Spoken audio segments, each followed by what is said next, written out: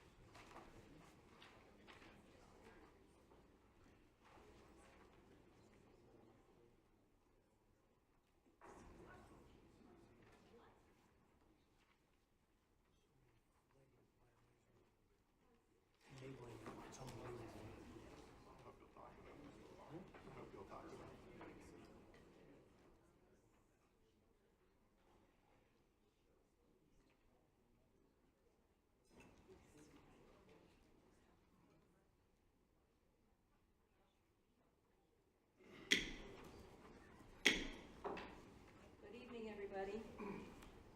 Joint Legislative House Natural Resource, Energy, and Water Committee and the Laura and Land Agriculture. Mic's on? There Test, we go. test. Okay, thank You you. have static, you have calm.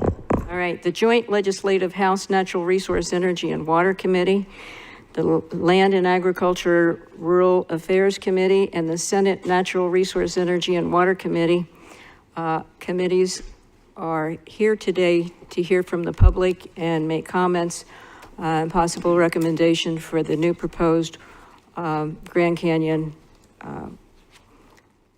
National Monument. So with that, we've called the order for the House Natural Resource, Energy, and Water Committee. Representative Diaz, do you want to call your committee together? Special meeting of the House, Andrew and Laura, and Senate Andrew committees is called to order. Senator Kerr? Yes, the special meeting of the House Natural Resource, Energy, and Water Committee, Land, Ag, and Rural Affairs, and the Senate Natural Resource, Energy, and Water Committee is called to order. The staff, would you please note the attendance for the meetings? I would like to introduce everybody that's here. Would you introduce yourself, what your office is, and where you and who you represent? So let's start down at this end. Madam Chair, Representative Michael Carbone, LD District, or LD 25, which makes a Buckeye Union. Turn your mics on. Not on? You gotta press the button.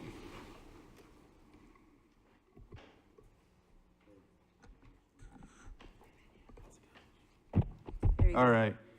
Thank you, Madam Chair. Representative Michael Carbone, LD 25, which represents Buckeye and Yuma. Thank you for having us. Senator Frank Carroll from Legislative District 28, which is the area that includes the TSMC plant that's being constructed down in the valley. Sun City West, a few other retirement communities down there as well. And I also serve on Natural Resources, Energy, Water, also on Commerce and Transportation and Technology as well. Thank you. Senator Gowan? Senator David Gowan, LD 19, live in Sierra Vista, and we have about 5 counties in our district. You have Cochise, Greenlee, Graham, Pima, and Santa Cruz counties, size of Massachusetts, so it's pretty big. We know about these rural issues, so thank you for having me here. Senator Sonny Borelli, I'm the Senate Majority Leader, my legislative district number 30, which is Mojave, La Paz County, a little sliver of Maricopa County because they districted in Wickenburg, and a little sliver of Yavapai, which is Wickenburg. And I'm proud to be here. Alexander Colladin, Legislative District 3. It includes North Scottsdale, Cave Creek, part of Anthem, New River, Rio Verde Foothills, and Fountain Hills. And in the House of Representatives, I serve on the Energy, Natural Resource, and Water Committee, the Judiciary Committee, and on the Elections and Municipal Oversight Committee, where I'm Vice Chair. Representative Pena? Hi, my name is Michelle Pena. Turn it on. Got it. Hi, good afternoon. My name is Michelle Pena. I am District 23, and that serves 4 counties, Yuma, Pima, Pinal, and Maricopa. So thank you for having me. Representative Diaz, in District 19, it's Cochise County, Graham, Greenlee, part of Pima and part of Santa Cruz. I'm a chairman of LAURA, which is Land, Agriculture, and Rural Affairs, also part of the Education Committee and Appropriations Committee. Thank you.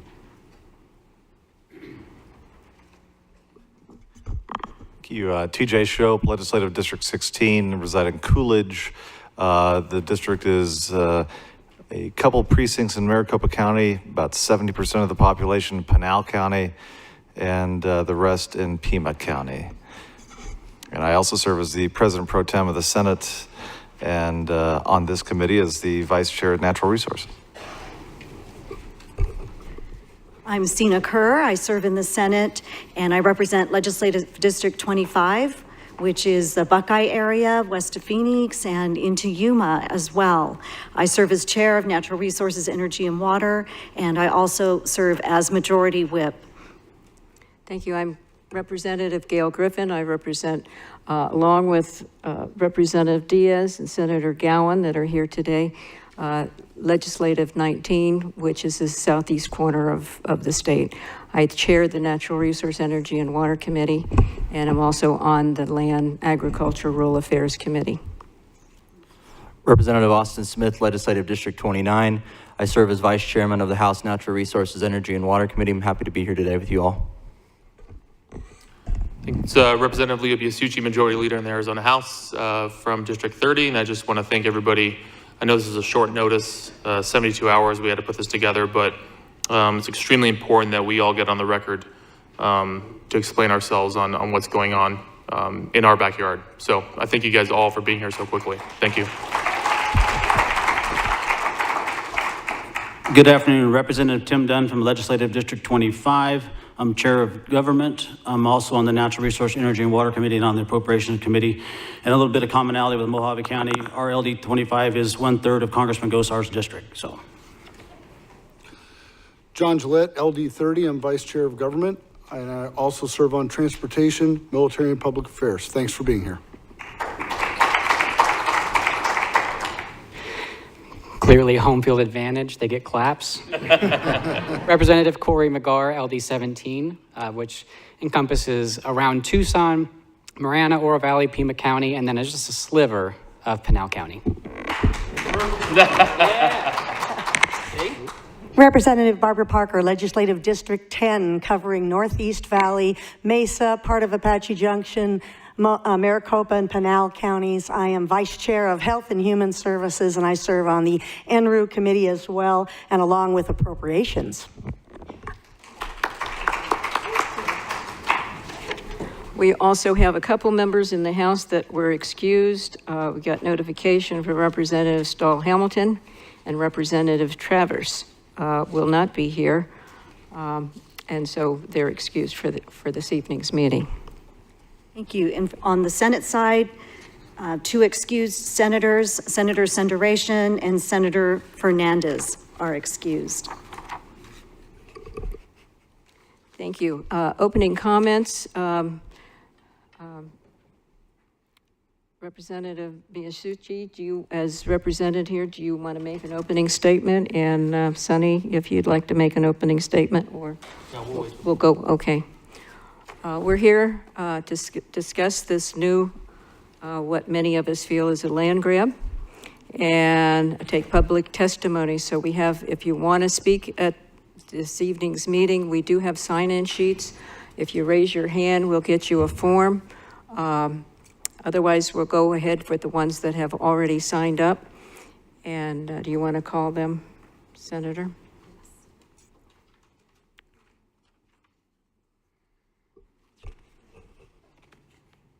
Nancy Campbell.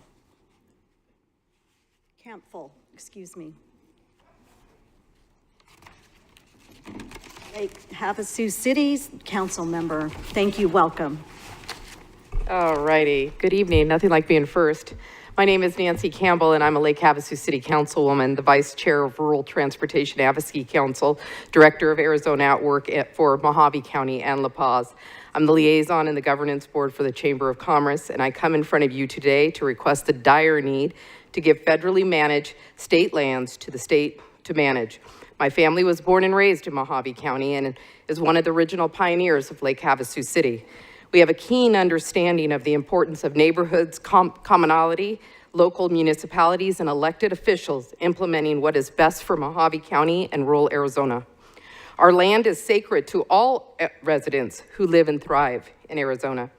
I do not believe the federal government should have any control over our water rights, our mines, or the land we need for future housing.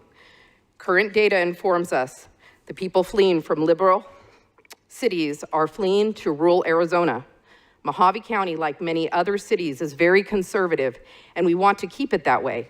We, the people, should have the right to choose the counties which best meet our ideologies and are not overgoverned by cities or states that choose not to live in our cities.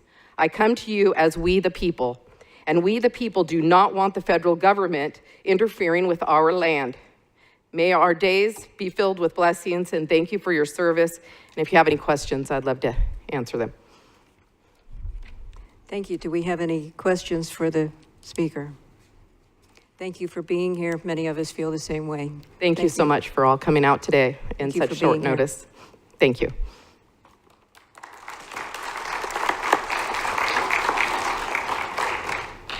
Next, we have Mojave County Chairman Supervisor Lingenfelter.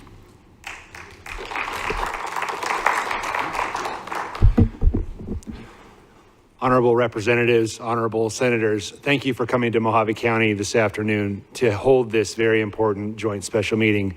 I can't thank you enough.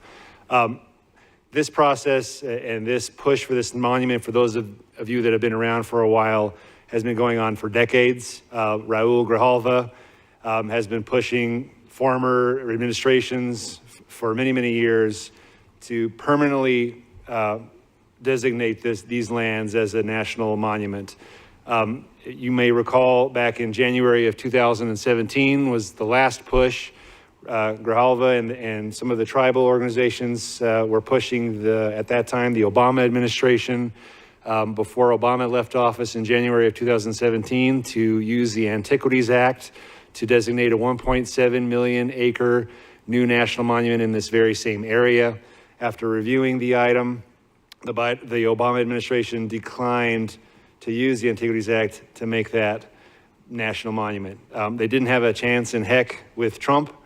And so now we have Biden, and they're pushing for a 1.1 million acre national monument, a 19th Arizona national monument. Arizona already has 18 national monuments, by far more than any other US state. This would be the 19th national monument. 1.1 million acres is larger than the size of the entire state of Rhode Island. The entire Grand Canyon is 1.2 million acres. They're calling this a buffer. At 1.1 million acres, it's far more than a buffer. We're already under a moratorium on uranium exploration in this area, which has been identified as some of the richest deposits in our whole country for uranium. Those of you that have been watching the nuclear power industry, Georgia just went online with the most modern state-of-the-art new nuclear power plant, which we support. But yet, the moratorium is still in place till 2032, and you still hear Grijalva and others with these heart-jerking statements about living in a legacy of uranium contamination of water. What they're citing is back in the 1940s and the 1950s, way over on the Navajo Nation in Coconino County, there were some uranium mines that were not mitigated properly. The EPA had to get involved. That was in the 40s and the 50s. It is not 2023. But yet they are citing water scares. As a part of the moratorium that was introduced, the USGS did specific scientific study on this issue. They collected over 570 water samples. They published that scientific study and that data in 2021. It was done by water scientists from Flagstaff, Tucson, and Albuquerque.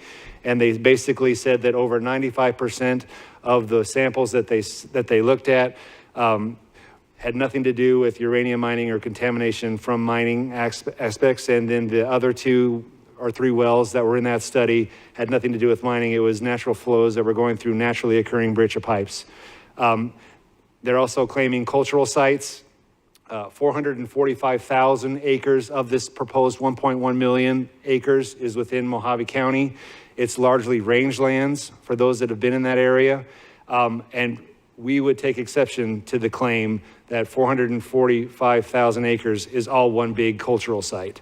We'll certainly work with you to identify and protect specific cultural sites. Mojave County has been a good partner with our tribes, but we don't believe that the whole thing is a big cultural site.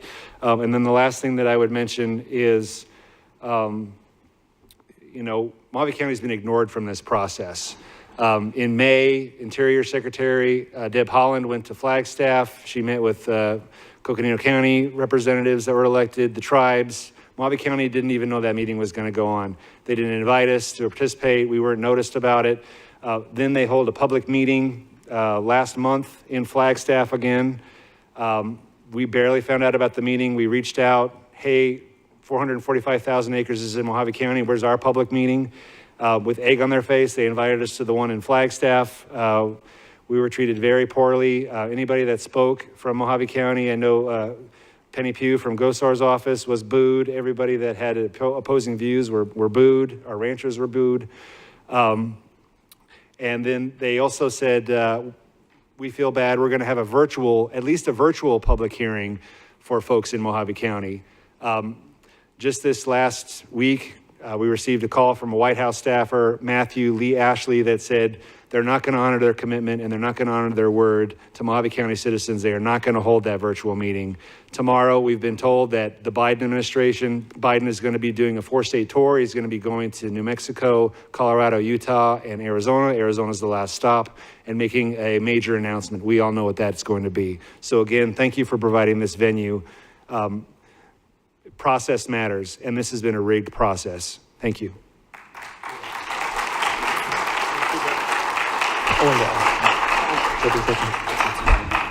Yes, we have somebody who wants to ask you a question. Member Leo. Thank you, Madam Chair. Thank you, Supervisor Lingenfelter. I just want to first say thank you for taking this on. I know you've been dealing with this for quite some time.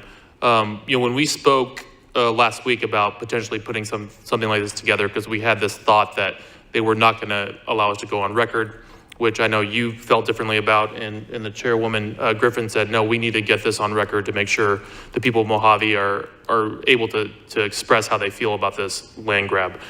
You stated you were on the phone with a meeting with the White House, as well as I think the U.S. Senator's staff was on that meeting. Can you explain a little bit about what that meeting was like? What was the conversation when you expressed your thoughts of how we feel here in Mojave, right? I mean, we have multiple counties involved, but we have a different feeling than maybe they did when you went up there to speak a month ago.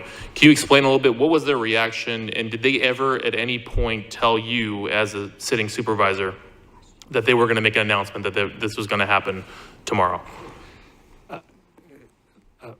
Representative Biasucci, thank you for your question. The Supervisor. meeting in Flagstaff was, I believe, was on the July 18th.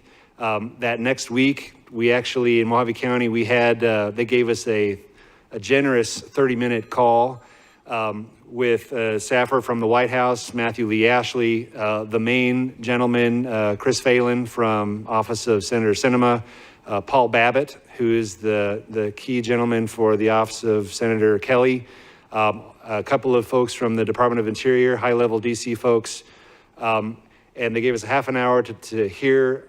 You know, we laid out the water science, we laid out all of the information that we found. We asked even, from Mojave County's point of view, that we didn't see the rush. You know, we were already under this moratorium. We've got at least about a decade left under this moratorium to continue studying water, to continue identifying cultural sites. Of the 445,000 acres that's in Mojave County, currently included in this, 88% of it is already under the management control of the BLM or the U.S. Forest Service. So we don't understand, we fail to understand why that management framework, which has worked well for decades, is no longer sufficient, especially with the fact that we have this USGS data from 2021. We haven't seen any cultural sites identified in Mojave County in this. So we realize now, we thought then that maybe they were going to listen to Mojave County's concerns. We know now that they were just doing that to cover themselves. Madam Chair. Yes. Madam Chair. Supervisor Legenfelter, please forgive me if I'm pronouncing that incorrectly.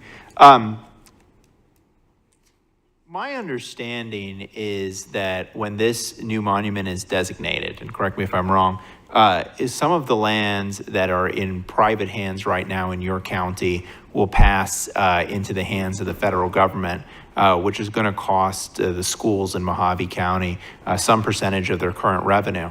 And if our Democratic colleagues were here, I would ask them how that squares with their belief that schools should be better funded. But since they're not here, I would ask you, perhaps you can explain to us how much this is going to cost your schools, what the impacts on your students and staff will be.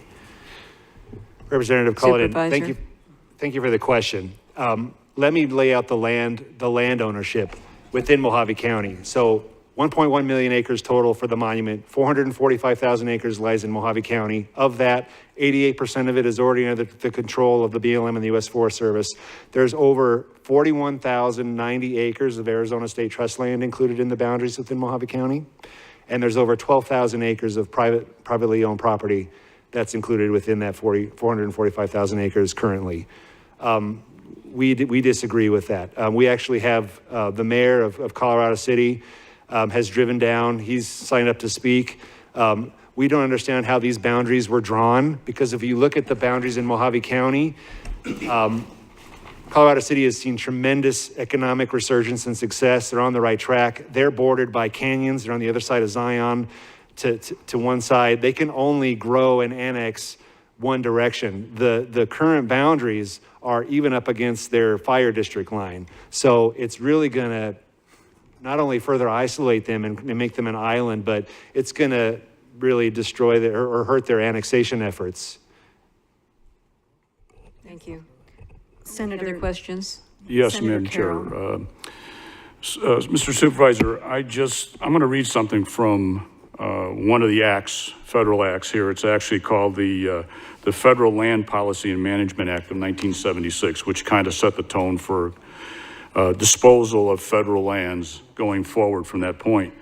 And it says in there, Congress declares that it's the policy of the United States that, one, the public lands be retained in federal ownership unless as a result of the land use planning procedure provided for in this act, it is determined that disposal of a particular parcel will serve the national interest.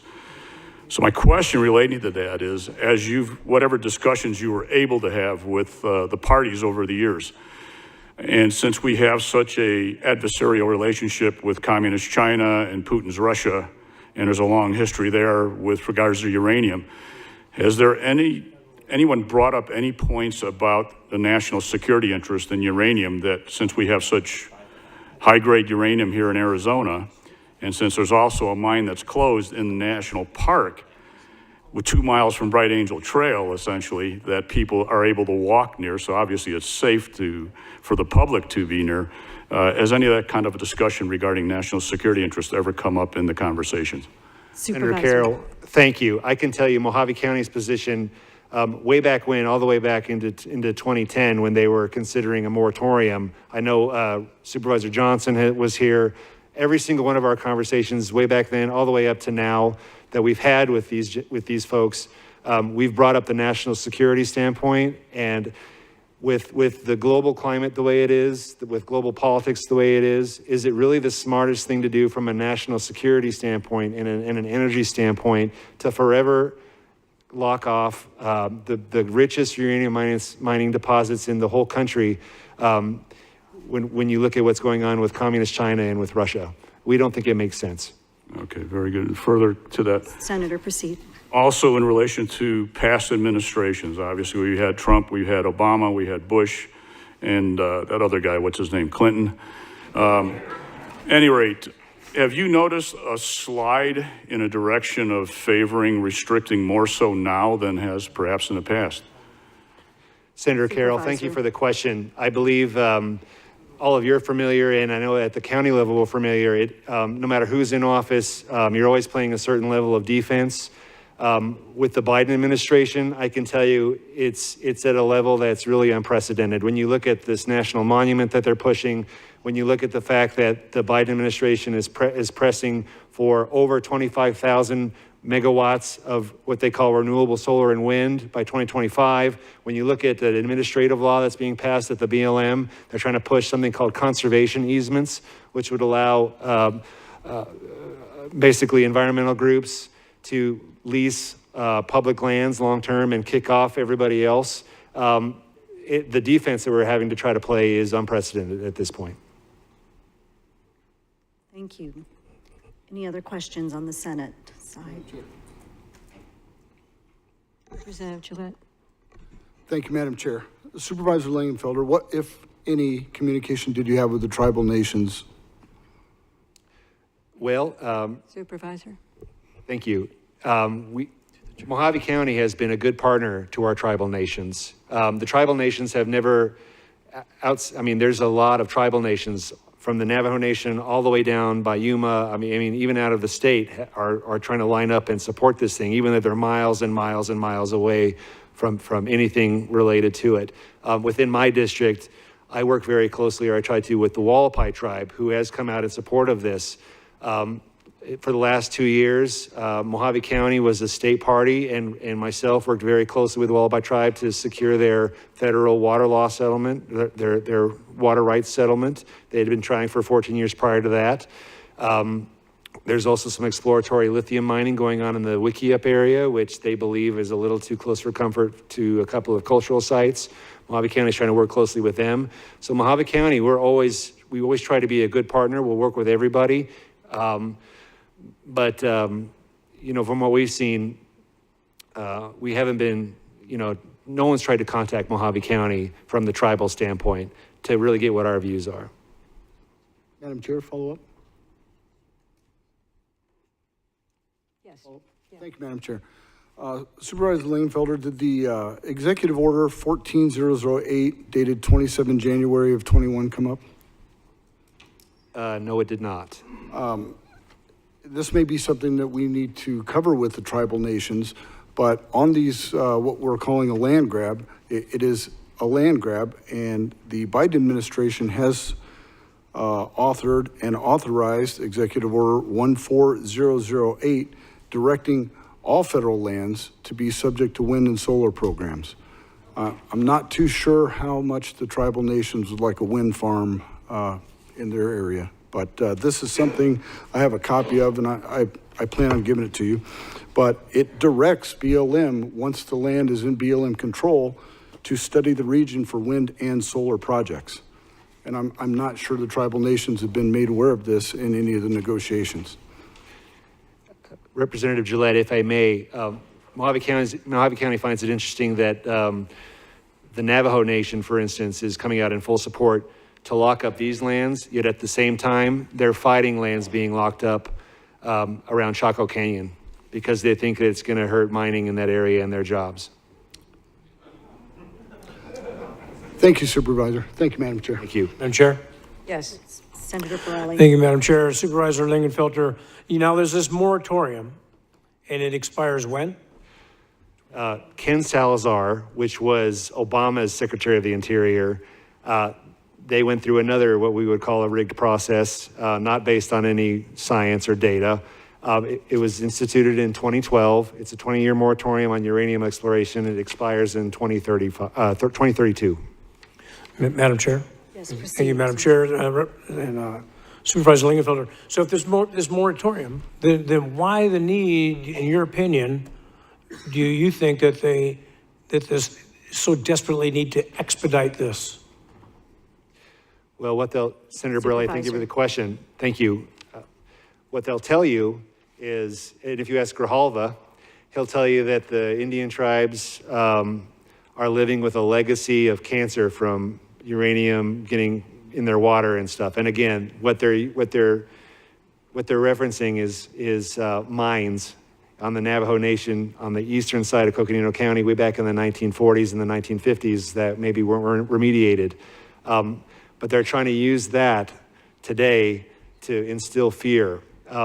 If you look at the real water data, there is no threat to the groundwater supplies up there. And then they're saying that it's all this land, all these tribes are saying this land is culturally significant. If anybody's been up in that area, it's largely rangeland. And again, Mojave County and others would be happy to work with the tribes to identify specific cultural sites and help them to protect those sites. We take exception to them claiming that 445,000 acres of largely rangeland is one big cultural site. Madam Chair. No, I'm not done. Yes, thank you, Madam Chair. And to that point, the environmentalists were going after the Navajo generating station because they said their citizens, tribal members were getting sick, a lot of lung diseases and so on and so forth. But they were residing 100 miles away from the Navajo generating station. Then we found out that the Kayenta mine was giving raw coal to those inhabitants so they could put it in their furnaces that technically were not even sealed properly. So they were actually poisoning themselves, blaming it on the Navajo generating station 100 miles away. So a lot of misinformation with the federal government, I guess is my point. Madam Chair. Yes. Supervisor, I want to ask you about this point on the uranium tailings, because obviously very sensitive to the health of all Arizonans, including our tribal members. But from my understanding, and again, I'm from North Scottsdale, I'm not from a mining town, so correct me if I'm incorrect. But it's my understanding that most of the uranium tailings, they get into the water because the water dissolves the minerals that are surrounding the uranium. And so the uranium flows into the water stream that way through dissolution. And that if that uranium were actually extracted through the process of mining, there would be fewer tailings to get into the water supply in the first place. Is that a correct assessment of how uranium mining works? Representative Cullinan, I believe that if you read the latest 2021 USGS water study site, they confirm exactly what you just said. Thank you. Any other questions? And Madam Chair, just to that point and to Representative Colladin's point, I just wanted, and Supervisor, I just wanted it on the record that to reinforce this, that removing the uranium from the ground removes the source of dissolved contaminants from the water, making the Colorado River and groundwater safer for current and future generations. Thank you, Madam Chair. Thank you. Any other questions? Right, seeing none, thank you, Supervisor.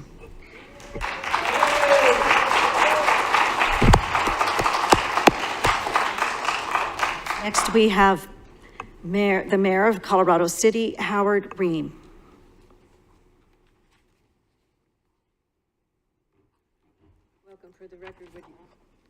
Welcome for the record, would you introduce yourself, please? My name is Howard Ream. I am the mayor of Colorado City, Arizona. And, honorable senators and representatives. The state-managed land that's being proposed as a Grand Canyon monument has very negative impacts as to our fire district boundaries and economic impacts, just as the community of Colorado City has begun to recover from the social and economic downfall. It also affects our community's ability to grow in a healthy way through annexation.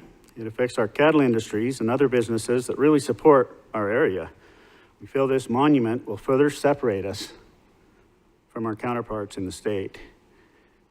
I know that Supervisor Lingenfelter had touched on all these points, but I'd like to just go on the record saying that. Thank you, Your Honor.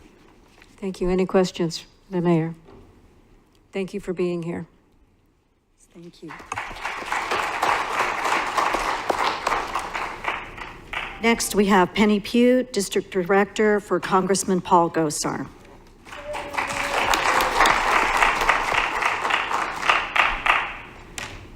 Thank you, Madam Chair and honorable members of the Senate and the House joint. My name is Penny Pugh. I'm Congressman Gosar's District Director in Intergovernmental Affairs. And yes, I think there's 8 of you here who are from Congressman Gosar's congressional district, and I appreciate you taking the time. And yes, I was booed. However, that's a badge of honor. The leftists booed me, and that's okay. Congressman Gosar asked me to come. He's not able to be here today. He is in a neighboring community, and he appreciates the opportunity for me to read this brief statement. Congressman Gosar opposes BLM's proposal to delegate existing public lands as a national monument in northern Arizona. The move represents the Biden administration's latest massive land grab and would have devastating effects on Mojave County. This proposal circumvents congressional authority, threatening the American public's access and use of federal lands. Furthermore, the proposal was never coordinated with Mojave County, whose community will be permanently changed by this designation. 50% of Arizona is designated federal land. Arizona cannot afford to have more land taken away. Designating another 1.1 million acres as a national monument will further reduce private ownership, and hardworking rural Americans in Mojave County will be harmed. The actions taken by the BLM illustrates the Biden administration's lack of interest in stakeholders on the ground as they advance and promote a radical environmental justice agenda above all else. BLM's attempt to unlawfully circumvent Congress and restrict the American public's access and use of federal lands is a clear example of the Biden administration's abuse of executive authority. Whether it is the ever-expanding war on domestic energy production, hostility to domestic mining, prohibition of gas stoves, draconian mandates on what cars Americans can drive, or restricting the public's access and use of federal lands, the Biden administration will stop at nothing to inject Joe Biden's radical eco agenda in every aspect of American life. Congressman Gosar will fight any new monuments and will seek to defund using the power of the purse. Another way would be to introduce a resolution of disapproval to rescind the rule that was created to allow these new monuments. He will be also working with other members such as Representative Biggs and Representative Crane. And it is outrageous what this administration regime is trying to do. So on behalf of Congressman Paul Gosar, thank you and God bless America. If there's any questions, I'm happy to try and handle them. Yes. Questions? Senator Borelli. Yes, thank you, Madam Chair and Ms. Pugh. So normally the process, when the Bureau of Land Management is in there, because they're supposed to, they started to basically manage water rights and grazing. But then it's morphed into more responsibilities and encroachment. Now, normally when something like this happens on the BLM side, there has to be a NEPA study, which is an environmental study, before anything can be put in the resource management plan for the region. By the federal government doing it this way, they're completely going an end run around the BLM, but technically they're going to try to make the BLM actually enforce this or manage this process? Madam Chair, Senator Borelli, yes, in a short answer. There's generally an environmental assessment, or at least an impact environmental study that is done on swaths of land that are going to be put in there. The actual average time for an environmental study is about 7.5 years in Arizona. That's definitely not being done right now. So yes, they are bypassing. And interesting enough that BLM and the Forest Service appear to be going to joint manage this, which is going to be problematic and going forward. Senator. Yes, Madam Chair. This is, okay, maybe I'm just going to be making a statement or a question. Maybe you can confirm or deny. But this is just a massive bureaucratic land grab outside of even the Enabling Act on statehood to have other bureaucratic agencies, unelected bureaucrats, completely control the land in Arizona. Madam Chair, Senator Borelli, I think control is the key word here. This is an operative move to control all the land, the mining, the grazing, et cetera. The economic viability of those lands, Colorado City with Mayor Reams here, would be impact, certainly. It's hard to fathom what's happening right now, but this is do or die for them. They know that this regime may not last, so they're trying to do it as quick as possible, if I can be bold. Madam Chair. Representative Colleton. Thank you, Madam Chair. I know that the congressman serves on the federal house's version of the Natural Resources Committee. And as a member of his staff, I figured you might know the answer to this question. If we don't get the uranium from Arizona for the nuclear reactors that we need to provide this country with green energy, where will that uranium most likely come from, if not from here? Madam Chair, Penny. Representative Colleton, Congressman held critical minerals roundtable, not a roundtable, a joint hearing, official, as they do in Washington, D.C., in Goodyear, Arizona, about 2 weeks ago. And it was pointed out by Congressman Gosar that China would probably be the one. And since they're such friendly with us and would be so happy to give us things, I can't imagine that we would want to rely on either them or Russia for any critical minerals that would be necessary to our national security and safety. Thank you. Madam Chair. Madam Chair. Yes, Senator Carroll. And Ms. Penny, if I may posit something here for if you feel free to respond to it or hold it back just in case, but given the climate down in Washington right now with some of the discoveries about the transference of monies and the relationship to business in foreign countries. And since I attended the Goodyear hearing that we had 2 weeks ago, and it was fantastic, and you want to speculate on any prospects here that there might be a connection with regards to this land grab that's going on? Well, Madam Chair, Senator Carroll, since I'm here on behalf of Congressman Gosar, I can tell you that there's definitely red flags. I'm not going to go any further. I think that there's corruption, and it goes very deep, and I think I'll leave it at that at this point. Madam Chair, that's perfect. Red flags, communist China. It sounds good. Thank you. Representative Smith. Madam Chair, Penny, thank you for being here. Did the White House reach out to Congressman Gosar at all about this project? Madam Chair, Representative Smith, strange that you would ask. Chair Griffin asked if I could get some maps, and so on behalf of Congressman Gosar, I contacted the Bureau of Land Management, sent some emails.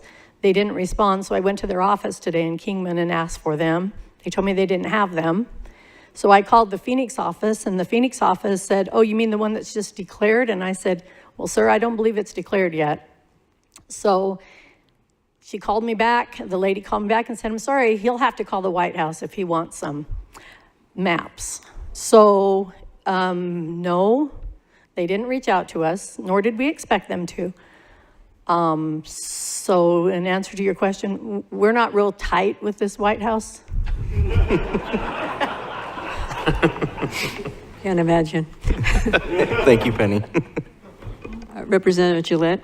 Thank you, Madam Chair. This is more of a to that point, to Senator Borelli's comments and Ms. Pugh's comments. But looking up the order and the land grab information, tried to figure out the speed in which they're moving.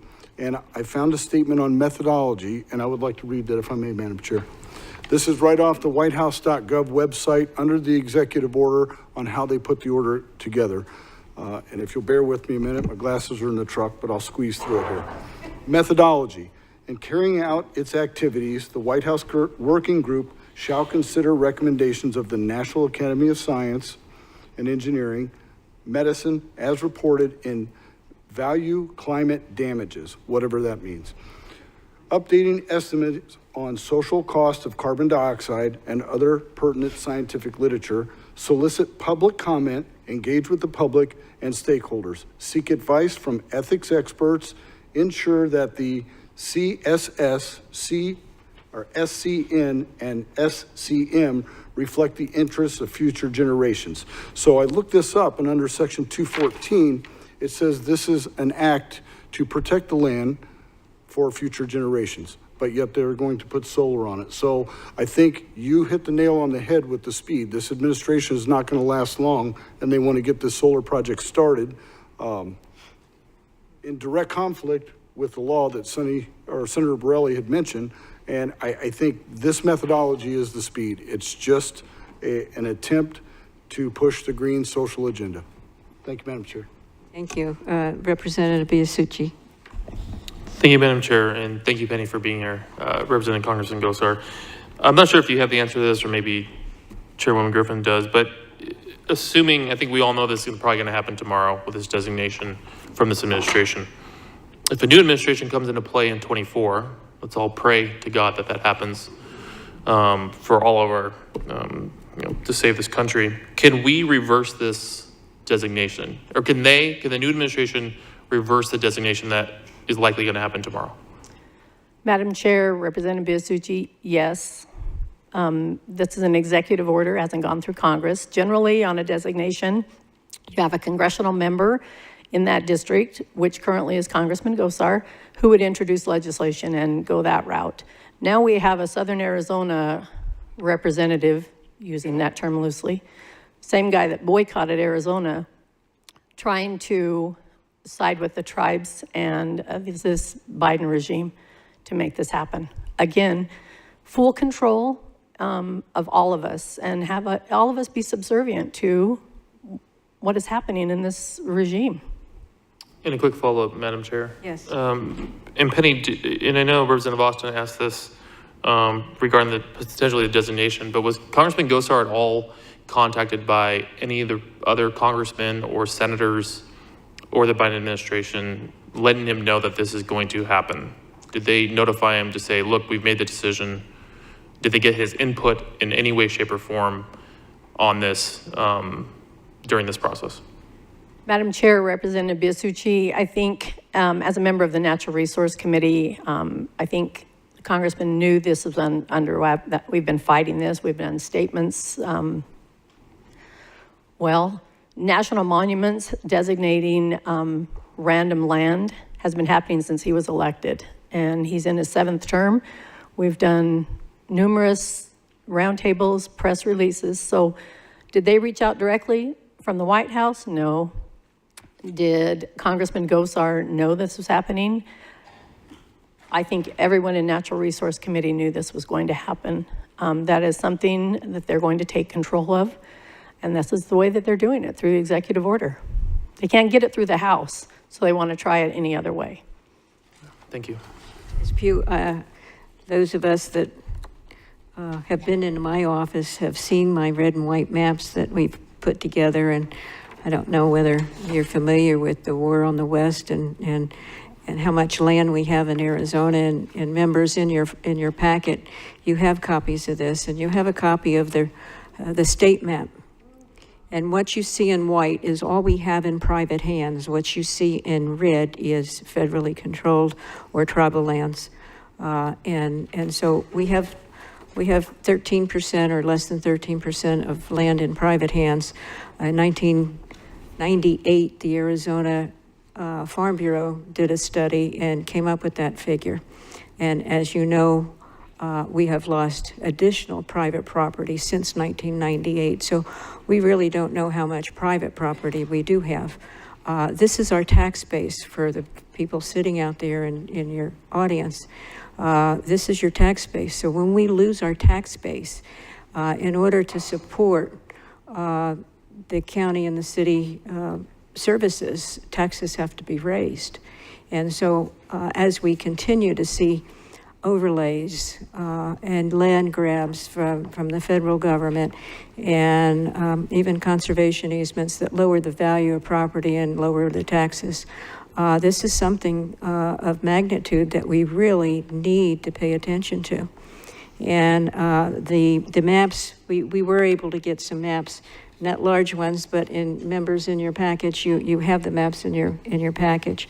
And this is absolutely unreal. We do appreciate Congressman Gosar and his continued fight for what's right. And this is not right. Not only should they be required, and they are required, to coordinate with the state government and the local governments when they make decisions like this, and this is not happening. And so thank you for being here. Yes, Madam Chair, if I may add, when you talk about the state land, remember that the funds from those sales goes directly to our schools. Yeah. And when we don't have that, it cuts into the PILT funding and the schools. So I appreciate the opportunity, and I appreciate you coming here and being in Mojave County to listen to the constituents here. To that point.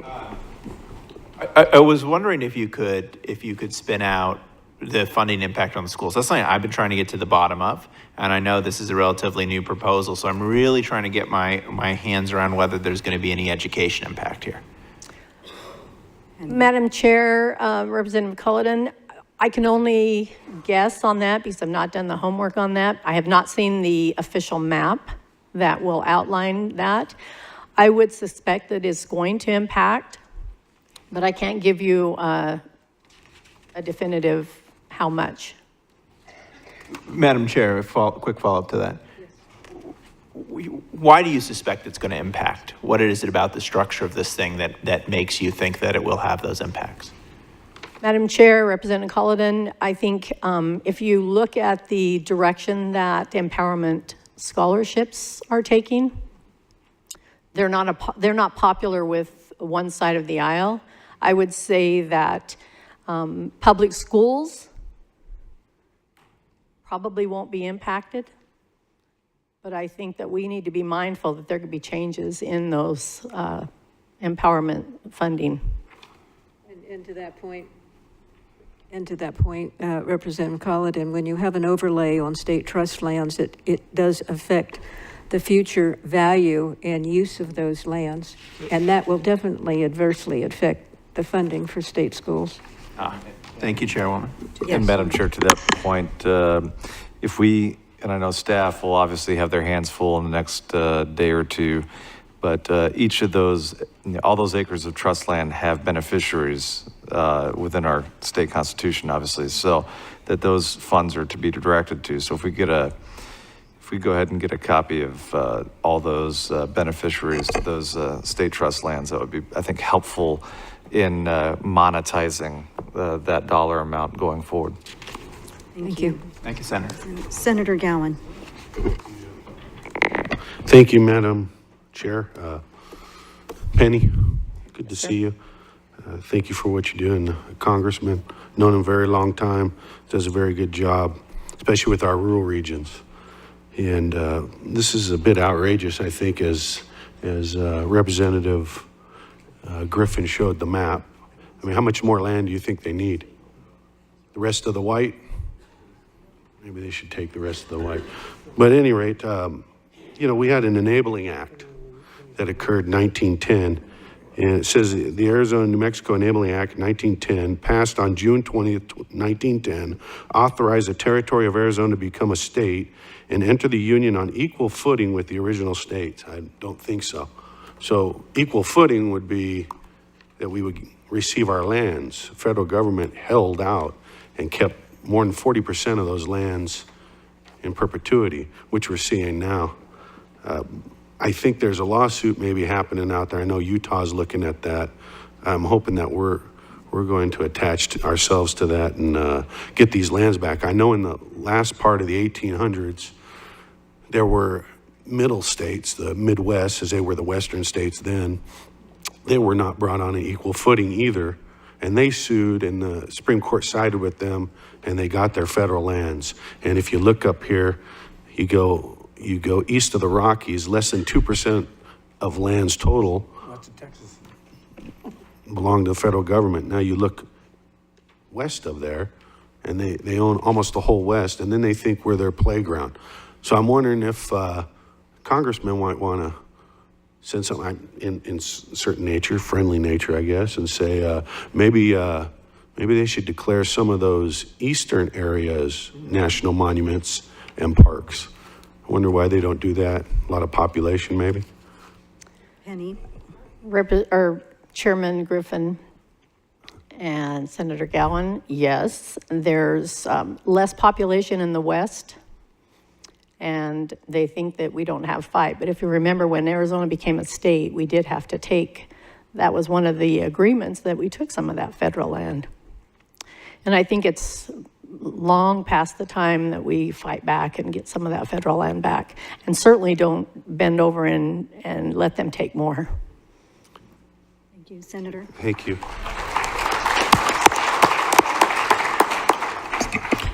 Thank you, Madam Chair and Penny. Just to follow up, because I have this pesky thing here you call the Constitution.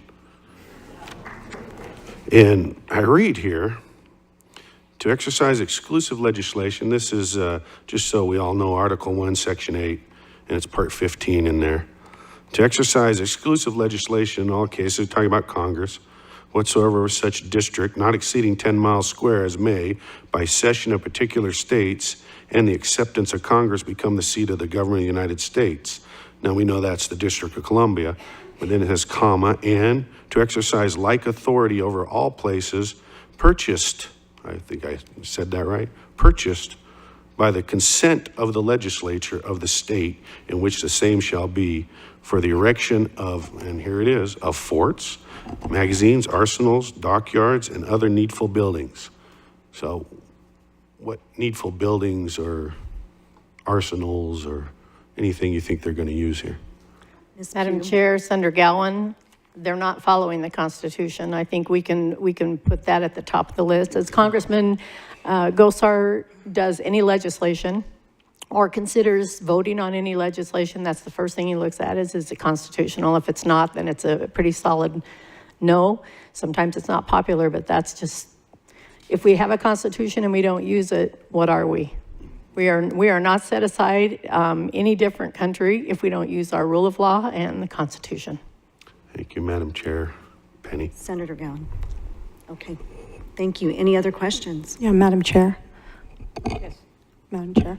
Penny, since you were probably attached to GOSAR and DC and the discussions that took place on all of this and have been on the same page with all of this, I come from Representative Congressman Biggs's area. A little more concerning was the threat to national security. Does that come up when our access to uranium supplies are gone and China is becoming the largest producer of nuclear power in the world? Did they have a discussion about that? Yes, Chairwoman Griffin, Ms. Parker, yes, that conversation was had.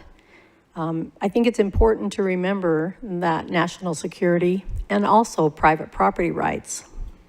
Americans have private property rights. If you have a property that is yours, that's yours. Okay, I think that sets us again aside from other countries. If I go to Mexico, I can't buy land there, but I can buy land in America. So yes, that's been considered. Thank you. Thank you. Thank you. Yes, Senator Gowan. Thank you, Madam Chair. I just have to keep going back to how great the federal government does out in the West here. You know, who would be stewards over this when the taking happens? Ms. Pugh.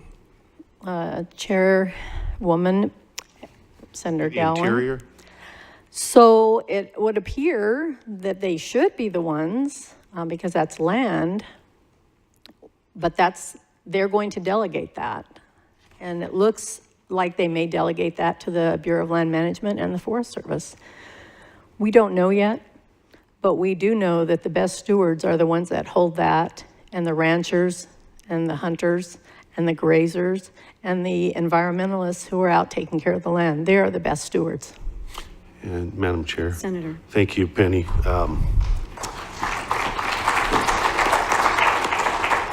So all those departments you named, where are they headquartered?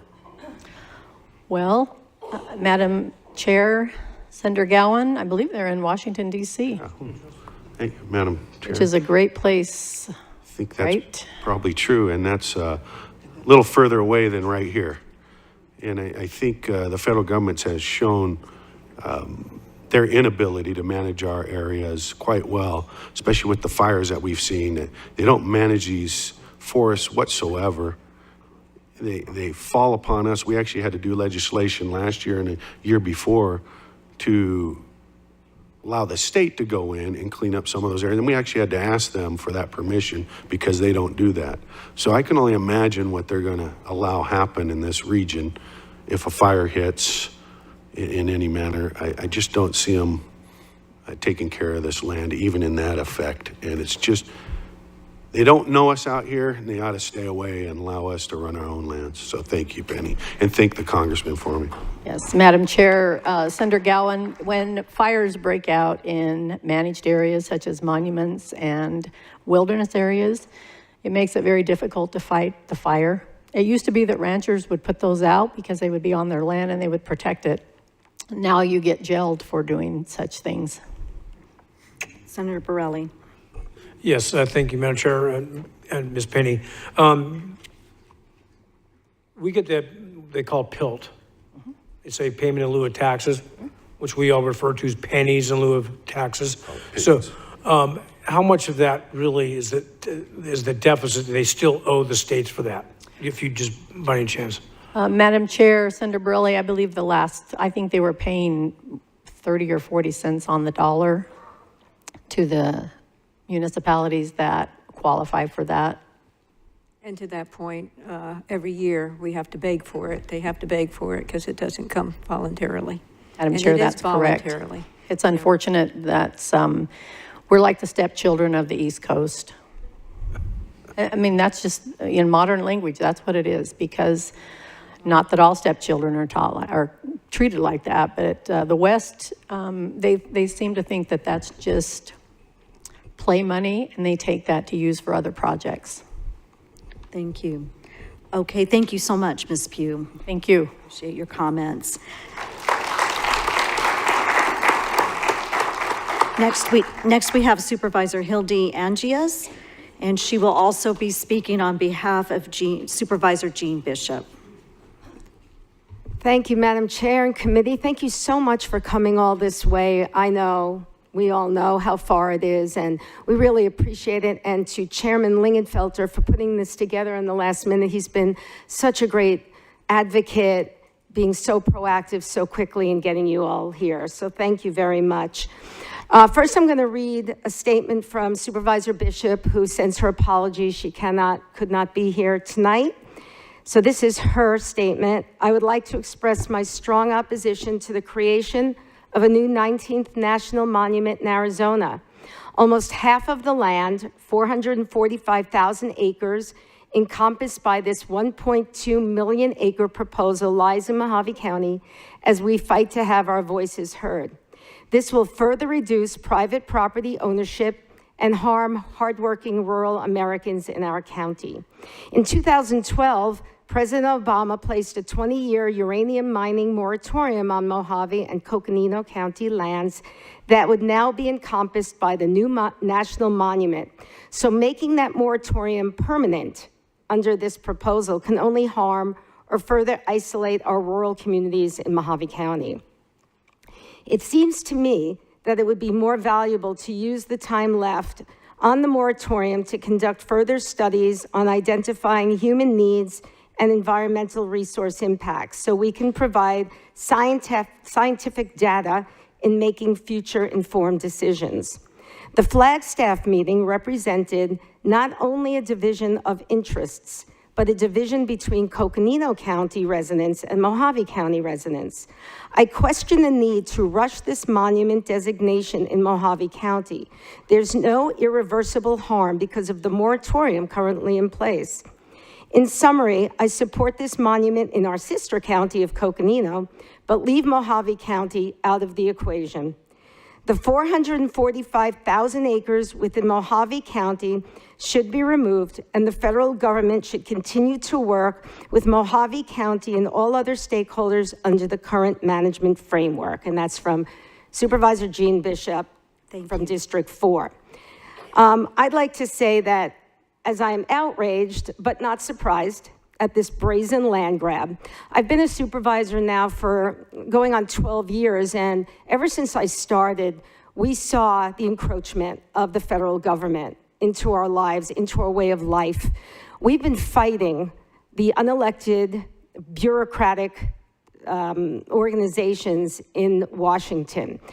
And the difference now is that they don't even care about our input. They used to at least pretend like they wanted to follow the rules. But at the end, if they know what they want, they're going to get it no matter what. So we have to make a decision what we're going to do, because it's not going to stop here. You got the monument. You've got the acres that they're taking for solar plants. We just had a discussion today about the solar plants, the solar farms coming here. And, you know, Mojave County wants to do a moratorium. I mean, what kind of county are we going to be? You know, you wake up one morning and you say, how did we get here? And my answer is always the same, little by little by little. Incrementalism. They're patient. And they know if they do it like that, we'll do nothing. Because frankly, we've spoken a lot, but we really haven't done the kind of fighting that the other side does. And I know you all understand that. So I'm asking this committee, and I'm asking Congressman Gosar, that we must make a stand now, before it's too late, before we wake up and we all have to leave. There'll be no taxes for schools.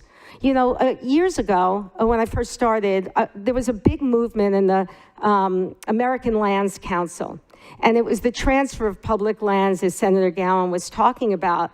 We fought all those fights, and we really couldn't get anywhere. I know they're back in action, but we learned a lot about the enabling acts, and quite honestly, the constitutional issues with everything they do. And I think if the West bands together, the states band together, I know Utah is doing some tremendous things. And we all need to get together and fight the one fight. And that is to keep Washington out of our lives. Because we are not them. You know, one more thing. Years ago, I was fighting. They came in and they wanted to stop a 50-year-old trout stocking program on the Colorado River. Without asking us, without doing an economic impact study, we are a tourist county. It was outrageous. So I go there and talk to them. And, you know, I go in front of the Department of Interior people, and I said to them, you know, how would you like to wake up one morning and look outside and all the national monuments are closed? And then when you get off up the floor, you say, who made this decision? And they say, people back out west who've never lived here. That's what they're doing to us. They're making decisions on things they know nothing about. Frankly, The Ivy League schooled environmentalists are making our policies when we know the people closest to the land are the best stewards. So you ask who's going to be a steward of this? The people back east who don't give a damn. So I behoove all of us to get together, make a plan, do a strategy, and keep speaking loudly and frankly, to do whatever we have to do. So thank you very much for being here again. Thank you, Supervisor. Up next, we have Thomas Bond, and he's with the Golden Valley Improvement Economic and Tourism Committee. Welcome, Mr. Bond, and for the record, please state your name. Thank you, supervisors, and thank you for inviting me down today.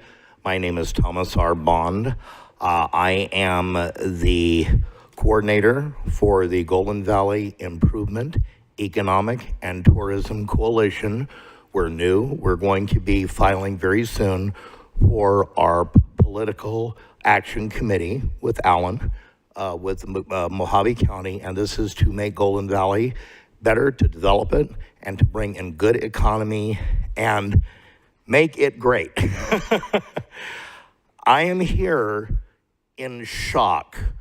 I was here all day today. I was not going to come because I did not know the impact of this, and I received a call from a good friend of mine who was very high in the former Trump administration. I'm going to tell you something that has not gone on the news wires. Right now, the Biden administration has its finger on 1.5 million acres in Colorado that they are going to make a national monument tomorrow, which is going to stop 1/18 of all oil production in the United States. This just came down the line. I can't say who I spoke with, a very high official that used to be with the Donald J. Trump administration. I'm letting you know. They are on a parade right now. There's going to be 5 other states. This is not out in the public yet. It will be. You will find out, but I'm giving you a heads up. I believe this is going to impact Arizona because we're going through the same exact thing now, and that's what we're fighting for tonight. I'm not going to take up a lot of time. I know you're busy. You have very important things to do, and the reason I'm here is I am a resident and a new resident of Golden Valley.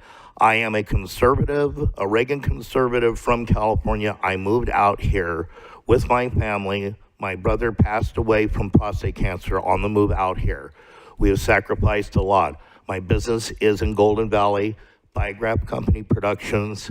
I am also in media, the good part of media, and I am here to help. I'm in Arizona now, and I'm here to help defend our land and our businesses here and to make the area great. We refuse that a socialist president can come in illegally and try and take our land here.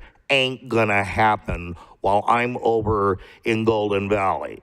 And that's that. I'm new here, and I thank you for welcoming me. You can contact me on Facebook. We have our coalition going, and we're gonna stop this. And it's not just Arizona.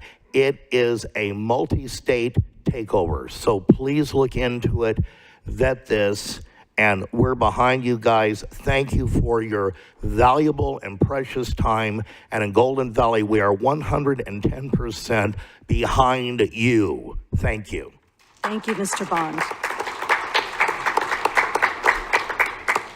Next, we have Mr. Jack Earhart.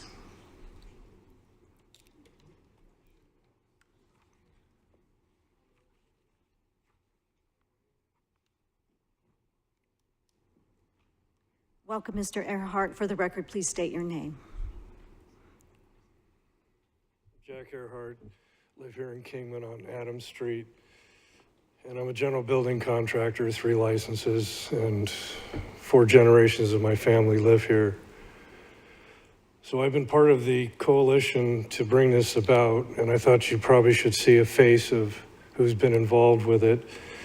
I was with Raul Grijalva and O'Halloran at our first meeting at the Grand Canyon with the tribes to talk about, taking this area and putting it in a preservation state.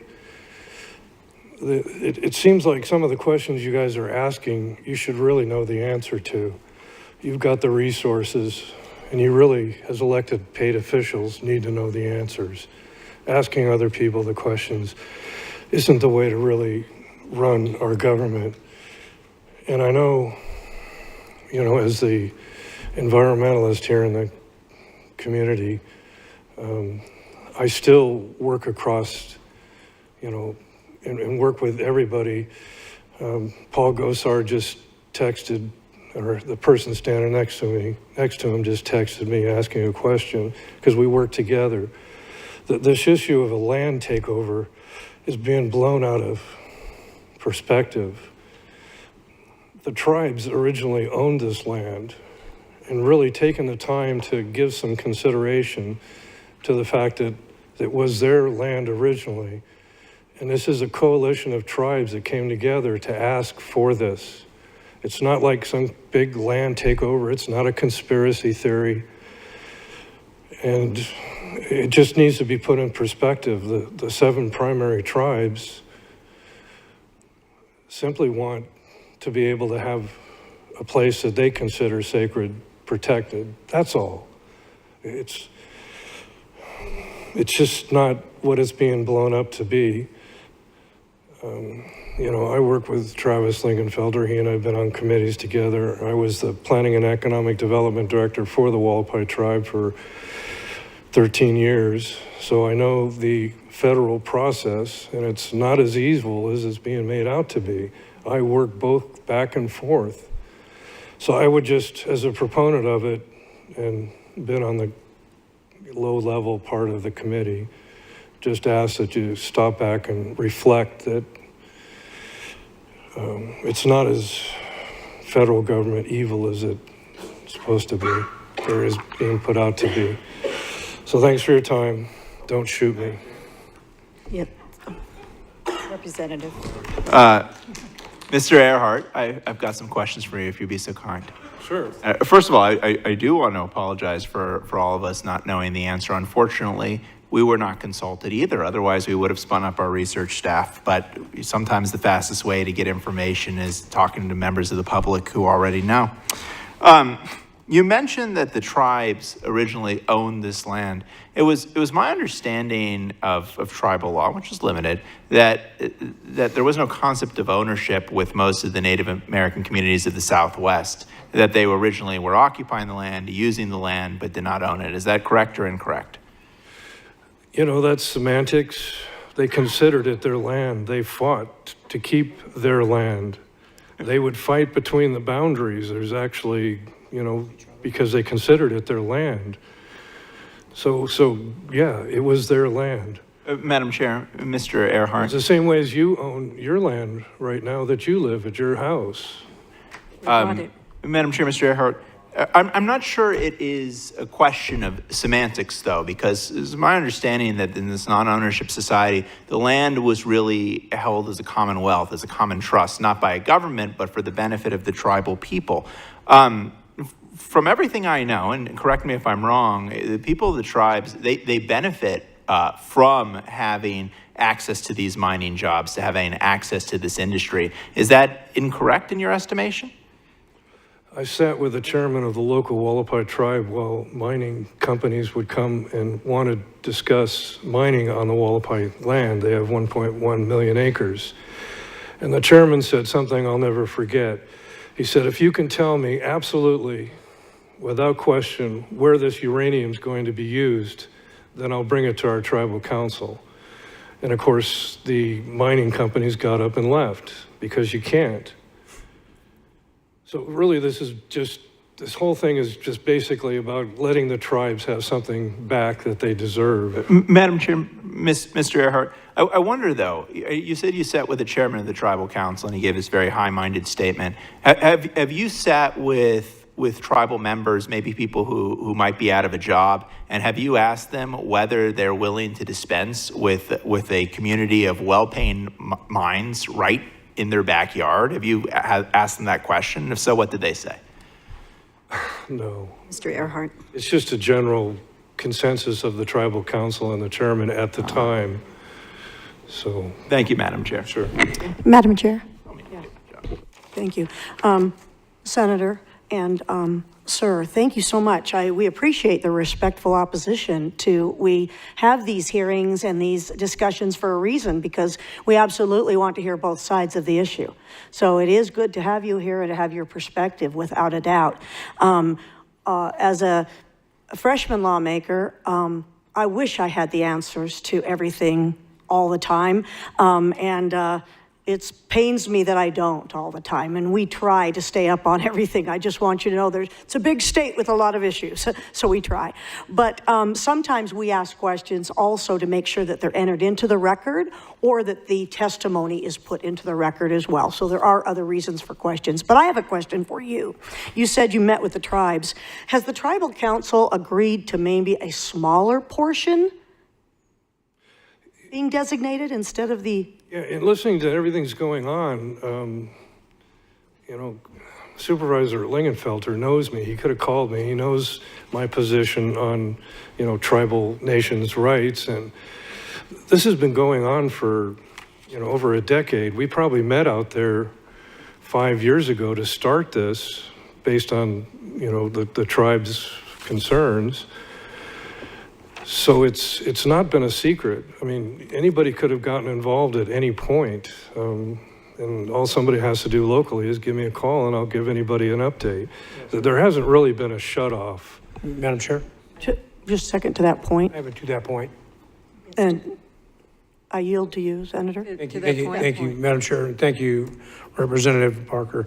To that point, I think that's the purpose of this whole meeting today, is communication. Yeah. The federal government was not communicating with Mojave County. They communicated with Coconino County, but not Mojave County. That's the point of this whole exercise today. And when we talk about bipartisanship, Madam Chair, we talk about bipartisanship. We all knew about this, got heads up about this meeting Friday, correct? Same time. You know, I'm sorry, I don't have no more questions for you. But Madam Chair, I want to thank my colleagues for being here today. Madam Chair. We all have, I'm sorry, indulge me, Representative Parker. Thank you. We all have the same opportunity of a heads up when to come here, get informed on this. Our Democrat colleagues on the other side, the minority, they refused to show up because they said they didn't have enough time to come here to Kingman. I showed up. No, I'm talking about the legislatures. So when we talk about there needs to be bipartisanship, we need to have communication, we need to put down political biases and barriers. Well, guess what? They say that they talk the talk, but they won't walk the walk. And I want to thank my colleagues for being here, to taking the time to come here, because it's a 3-hour drive from Phoenix. Senator Gowan had to come all the way from Sierra Vista. That's a 6-hour drive. Thank you very much. God bless you. And I thank you also. Representative Parker, yes, continue, yes, please. Madam Chair. Mr. Earhart? Yes. Yes. Just one thing again. I'm not sure I received an answer, but I think one of the biggest concerns was the sheer volume of the land, as opposed to 1.1 million acres. I wanted to get on the record too, having spoke with our mining industry, the impact of the uranium mining only affects 15 acres of actual mining impact. So was there an agreement that maybe for the sacredness of the tribal lands, was there an agreement that maybe a smaller portion could have been designated? I firmly believe that there could have been, in the beginning of this and when people heard about it and we come together, I firmly believe that there could have been a compromise. Thank you. And Madam Chair, just to follow up, Mr. Earhart, I just have to say I'm an Arizona native, born and raised. So this is my land and I love it. And we realize the interconnectivity that we have with the tribes. And when something does hurt the massive amount of industries that this hurts, it will have that impact on the tribes as well. If I could just say one thing briefly. Please. The Havasupai tribe that lives off the rim of the Grand Canyon, and there's a small river that runs right through the middle of their tribe. One of the biggest concerns that the tribes had for their sister tribe is that the aquifer that feeds to that village, if there was any contamination in the smallest amount from any uranium mining, any type of small accident, there's a good chance it could pollute, the life-giving water to this small tribe. And it has been one of the biggest concerns because there has been violations by some of the mining. The one that was mentioned that's close to the South Rim Park. So if you can imagine a whole community, looking up and knowing uranium mining's going on and being terrified, that's been part of the impetus of trying to do this protection. Madam Chair, Mr. Earhart, if I may follow up to that point. I know Havasupai and I know that area really well. Backpacked it, hiked it, gone down on horses, donkeys, done it all. And I can tell you it is a national treasure as well as an Arizona treasure. And I don't think there's any of my colleagues that wouldn't agree that that is one of Arizona's highlights is the Havasupai and the Havasupai Indians and the wonderful, wonderful area that is. And again, I hope going forward that there is an opportunity to have that dialogue regarding their specific concerns, because my heart goes out to them if that is a concern. Thank you. Madam Chair. It is. Madam Chair. Thank you, Mr. Earhart. If I may, just Senator a Carroll. point for clarification, so I understand, because you said a couple of things here, and I just want to see which way this is going. You said that the head of the tribe, what do they call him? The chairman. The chairman, okay. The chairman's question was to the mining interest, what was going to become of the uranium? Correct. And that was his concern, or was it the contamination of the water? With the Wallapai, it was, Mr. Earhart. was there some documentation that could be verified that the uranium that would be mined on the tribal land, they would know exactly where it was going, what it was going to be used for, and they couldn't answer that. And just further to that point, what was the interest on the part of the chairman as far as what he would accept, where it would go? What would that be? Probably, I can't speak for the chairman, but off the top of my head, I would think nuclear weapons or something of, mass destruction probably was on his mind. Okay, for something for defense of the country then was his concern. Okay. Well, hopefully we're not going to be using nuclear weapons. Okay. Madam Chair, Mr. Earhart, to that point, there are dozens of uses for uranium. Oh, yeah. Okay. Yeah. Thank you. And the technology is getting really advanced. Thank you very much. Thank you, Mr. Earhart. Representative Madam Griffin. Vice Chair, I'd like to read into the record Supervisor Buster Johnson's comments. He wasn't able to stay. He represents District 3 in Mojave County. The constituents that I represent greatly suffer if this monument were to go forward. As an elected official, I am very concerned that this monument was proposed without any coordination with Mojave County officials whose area will be drastically changed by this designation. As you may be aware, Arizona currently has 18 national monuments. We have more monuments than any other state in the country. Arizona is over 50% federal land, and Mojave County is over 90%. Designating more land as off limits to economic growth will be devastating to our county. If this proposed monument is to put into place, it will permanently ban over 1 million acres of uranium-rich land in northern Arizona. The uranium industry in the Southwest has historically been a major economic driver for the region. Mojave County and our neighboring state of Utah could see major economic potentials with environmentally sound uranium mining well outside the national park on the Arizona Strip. According to the USGS, this area contains the nation's highest grade uranium endowment and 1/3 of the nation's known uranium, enough uranium to provide power generation for the state of California for over 20 years if no other source of electricity were used, according to the Nuclear Energy Institute. In 2012, President Obama, Interior Secretary Ken Salazar, withdrew mineral entry over 1 million acres of these uranium-rich lands on the Arizona Strip area. This ban included both BLM and National Forest Service lands. According to the 2009 Tetra Tech study, uranium mining would generate nearly $29 billion to the economies of northern Arizona and southern Utah. The withdrawal took away much-needed growth and jobs from our area, removed economic growth opportunities for Native Americans and other local taxpayers. Energy Fuels employs over 200 people at the Banning, Utah mill, America's only remaining uranium mill. One of those employees are Native American. One half of those employees, are Native Americans. Everyone loses with this ill-conceived proposal. I respect and take seriously our responsibility for protecting the Grand Canyon. In 2012, the Secretary of the Interior, Ken Salazar, reasoning behind the withdrawal was out of concern that it could damage the region's drinking water and park water quality. In fact, Salazar's own National Park Service officials contradicted those claims by saying the capture of in emails, they had no evidence of contamination of water and had no evidence of problems with the safe operation of the uranium mines in operation on these lands. In recent USGS water studies shows that mining pipes outside the national park is no way threatens Colorado River or its tributaries above what is naturally occurring.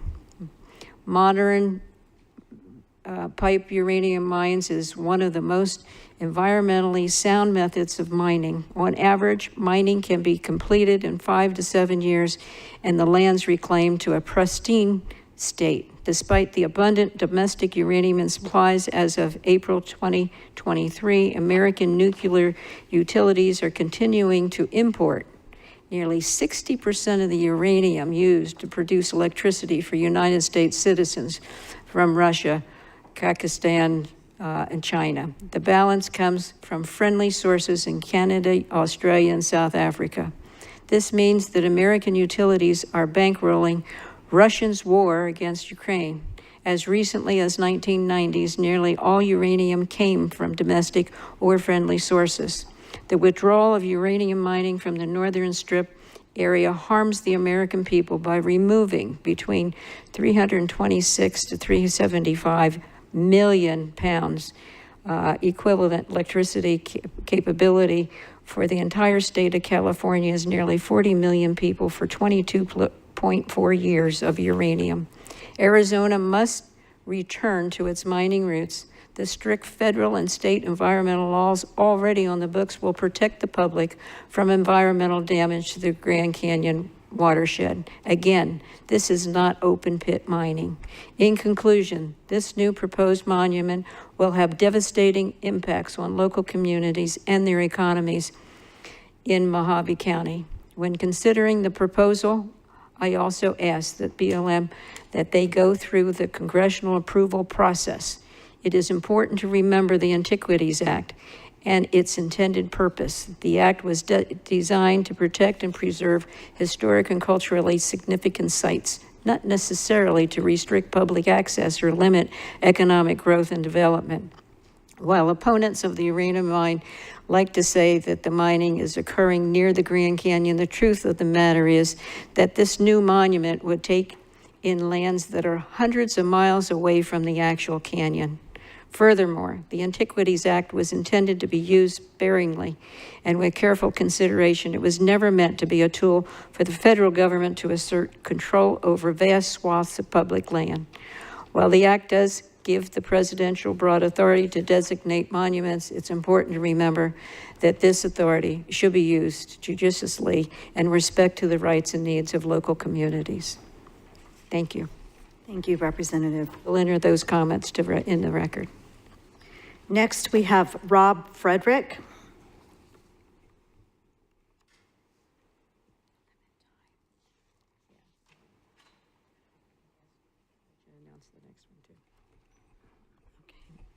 Thank you, Madam Chair and Committee. For the record, we have, I think, 19 or 20 more that would like to speak, so if we could limit comments to 2 minutes, that would be very helpful. And Susan McAlpine, you'll be up next, please. Good evening. My name is Rob Frederick. I'm the Line Extension Supervisor at Mojave Electric Cooperative. Founded in 1946, Mojave Electric is a not-for-profit utility providing reliable, cost-effective power to residents and businesses in Mojave, Yavapai, and Coconino counties.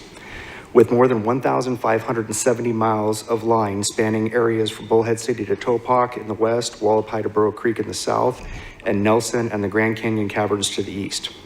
Mojave Electric is remaining neutral on this issue, but would like to advise that reaching a carbon-free future will depend on resources for modular nuclear technology that will complement renewable energies. Renewable energies such as solar and wind are intermittent and do not provide round-the-clock power. These sources of power will need to be balanced with non-fossil fuel technology such as nuclear, which will depend on uranium resources. Thank you. Any questions? Thank you. Seeing none. Thank you for being here.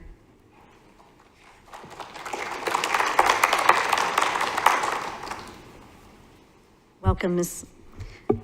McAlpine. I hope I'm saying that correctly. For the record, please state your name. Thank you. My name is Susan McAlpine. It's taken me 40 years to learn how to say that. So, and yes, I am originally from New England. I'm a 20-year resident here in Mojave County, and I want to thank each one of the senators and each one of our representatives for coming here tonight, and thank Supervisor Lingenfelter and Angus for also being here. This is, I believe, an extremely important special meeting, and I appreciate that. As far as this proposal for a new federal national monument, my husband and I stand against it. So thank you all for being here. Thank you for your comments. Donna Kraus.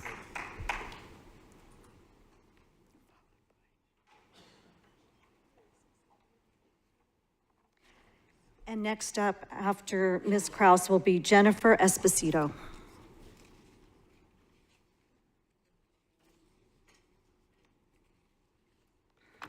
I apologize for not being more prepared, but I have to say so far everybody has been great.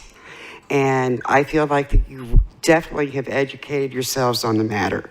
I too participated in the hearings in Utah in 2010 for Mojave County. And at that time, it was just the Brescia pipe mining.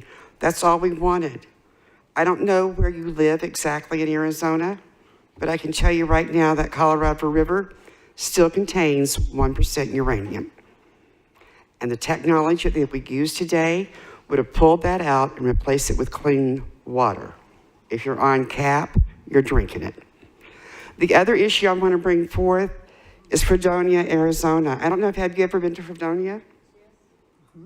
Any of you been to Fredonia, Arizona? Yes, I have. Do you remember when it was actually a city that was thriving? I do remember that. Okay, so here's where we're at. We can be Fredonia, Arizona. The tribe can continue to grow more land. And I'll tell you something else. I was up in North Dakota for the oil boom, and I can tell you that tribes figured out real quick how to take care of their elders. There are fracking in North Dakota on their lands, and they're not blowing anything up. They're not losing their land. They are conscious. They're using that money to take care of their elders, to expand their schools, and to expand their health care services. And that's exactly what can happen with the Wallapai tribe. We have a choice to make. You have a choice to make. And I don't want to get politically aligned or into any of the rhetoric, but posturing-wise, you are the ones who are going to have to make the choice for Arizona. 15 seconds. You got it. You are the ones that we're trusting with our economic security, with our safety as a state, and with our health.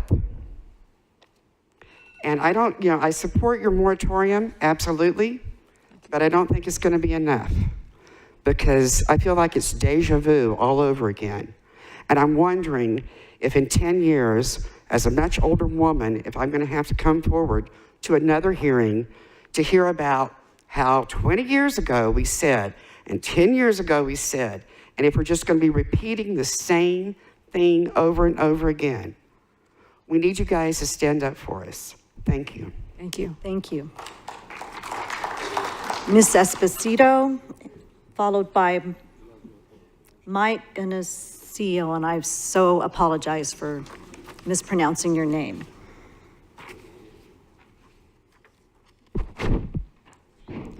Jennifer Esposito, candidate for District 4 County Supervisor. Thank you all for coming today. I really appreciate it. I stand here in opposition to the designation of this new monument. I know that everybody has a lot of concerns about uranium.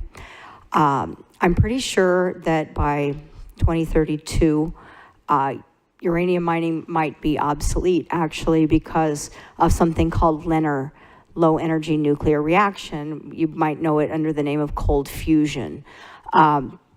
Stanford, MIT, Texas Tech, everybody's pursuing grants on this right now. There's a lot of movement in that area.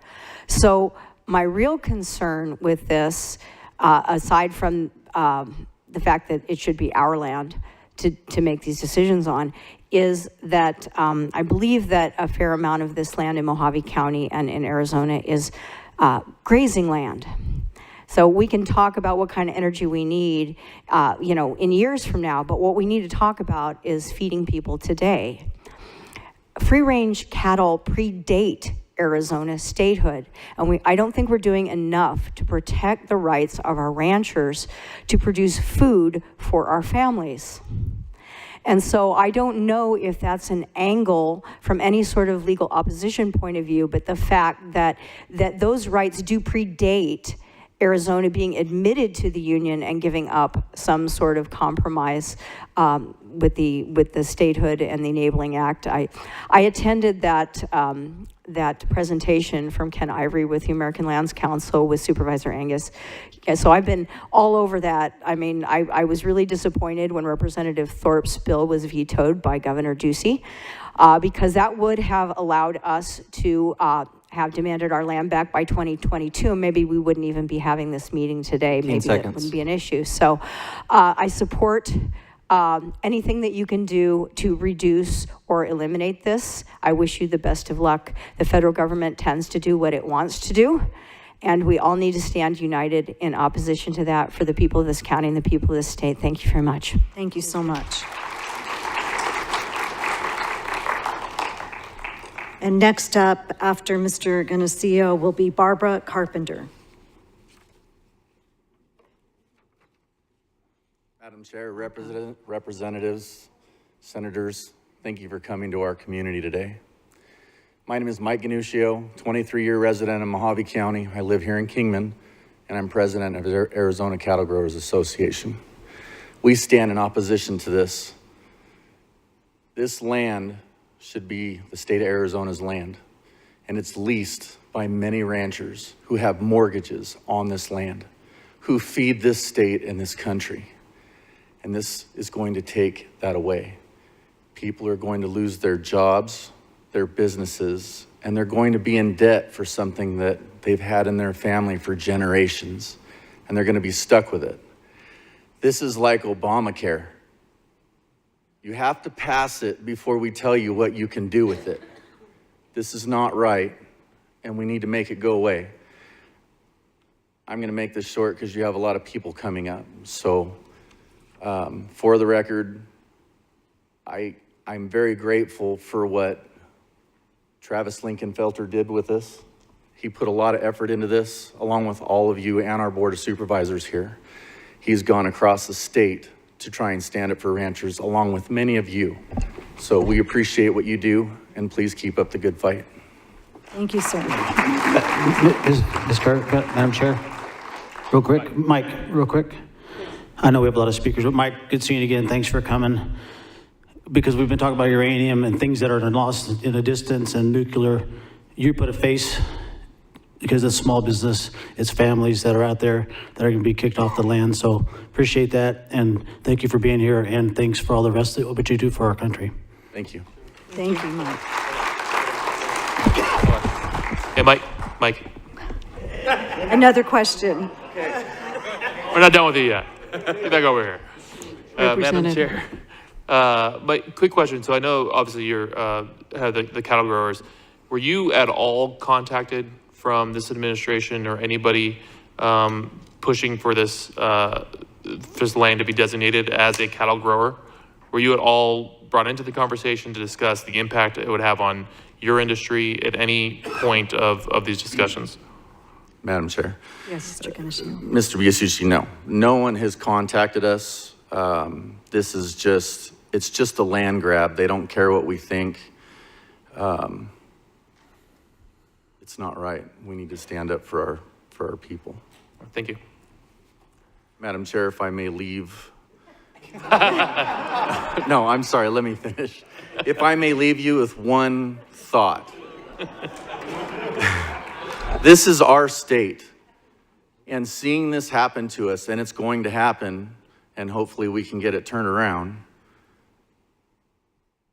This body in front of us, from our state to our county officials, need to put up a fight and get our state and get the federal government out of it as much as possible. And this should be an opening. Thank you, Mike. Thank you. Any other questions? I think you're clear. Thank you. After Ms. Carpenter, I have Dennis Lang. Hi, I'm Barbara Carpenter, and I am a resident of Kingman. I love Mojave County, and I want to thank all of you, Honorable Chair, Senators, and Representatives, for being here today. You don't know how proud I am that you are our representatives. We're on a precipice. And if we have to continue with our federal government confiscating our land, there will be nothing left for us. And that includes our tribes.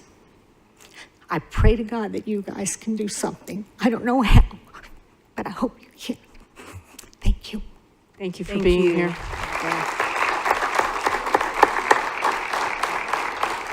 Up next, after Mr. Lang, is James Barb. Barb, thank you. Barber? I must say, Madam Chair, that I do enjoy this. I serve as the vice chair at the Capitol, so I butcher names. And Senator Kerr she just gets the corrected name, so it's very enjoyable for me. I don't know about that. Thank you. Welcome, Mr. Lang. Thank you, Madam Chair, and everybody that's here, including all you elected officials.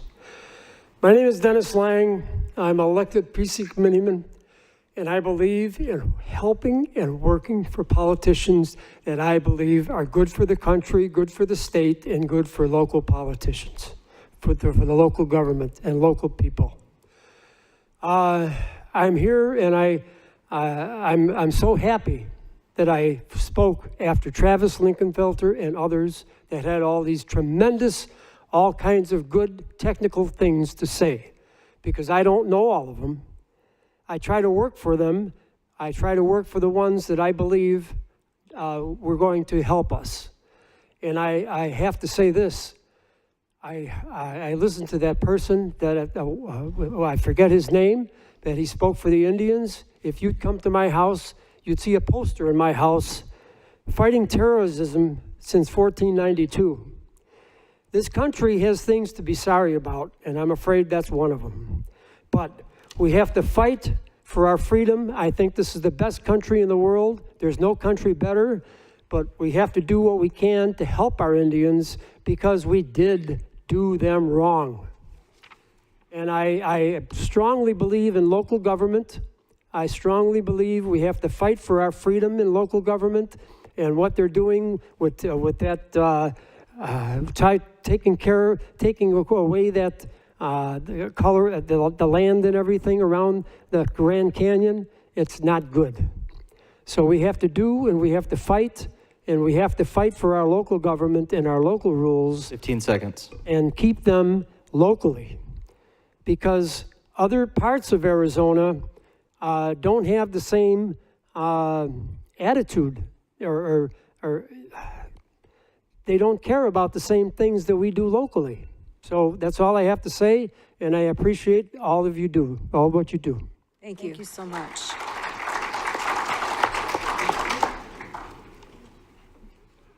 And if Mr. Scott Varvel will be ready to come up next, please. Go ahead.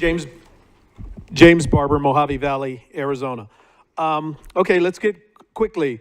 During the Obama administration, Obama was standing on this side of the canyon and claimed that Utah, they couldn't do any mining for clean coal on the Utah side. So this is not something new, what the Biden administration is going to do. Nevada is 90% federal government owned. And if you want to know about that, think of Yucca Mountain. They're trying to figure out how they're going to store old uranium, et cetera. On mining, currently, Niger, which is under upheaval right now, provides significant amounts of uranium. So that's where we're going to get it from hostile entities. Now, the big point. This land grab is 1.5% of the land in Arizona. And PILT, payment in lieu of taxes, provides, in 2021, provided $43.2 million to the state of Arizona. Now, in comparison, that does not even pay for 4 school districts a year in this county. We're talking about Lake Havasu, Bullhead City, Colorado River Union, and Mojave Valley Elementary School District. It doesn't even pay for those school districts. And we still have other districts within this county. And think about the budget for Mesa. So PILT, the amount when the federal government takes our land, look what we lose from the possibilities of getting money for taxes for education. I mean, this is horrendous in this nature. Thank you. Thank you, sir. After Mr. Varvel, we have Mr. Emmett Sturgill. Well, good evening. Thank all of you for coming. I'm Scott Varvel. I live in Mojave County here for 27 years. I'm a miner. I've retired a year ago. Modern mining technology and containment practices, very strictly guided by EPA, MSHA, several other agencies, don't allow for what happened back in the 40s and 50s.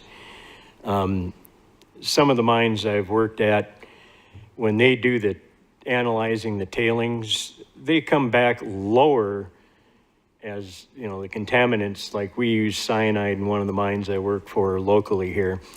Our discharge was lower than the surrounding area's natural content. That's how efficient the recovery is. Grazing, yeah, you know, I mean, cow flatulence, I'm sure is causing global warming as is claimed, but I'm just not seeing it, okay? Then we have the hunting and fishing and the access for people to use that public land. You know, that would shut that down. We've got a number of areas here in Mojave County that were set aside during the Obama administration that prohibited us from taking our old Jeeps and our old four-wheelers just for a ride out in the desert. And I own claims here in Arizona. We have 8 federal mining claims. And, you know, they fight tooth and nail, and they want to shut us down. And, you know, we've got to me, a substantial amount of money, $25,000, to guarantee that we do a reclamation on any disturbances we make. You know, this is, to me, this land grab is absurd, and, you know, I do sympathize with the gentleman that was speaking for the tribes. And yeah, they you know, they got gypped, but then again, poor decisions were made on all sides historically. Thank you. Thank you. Thank you.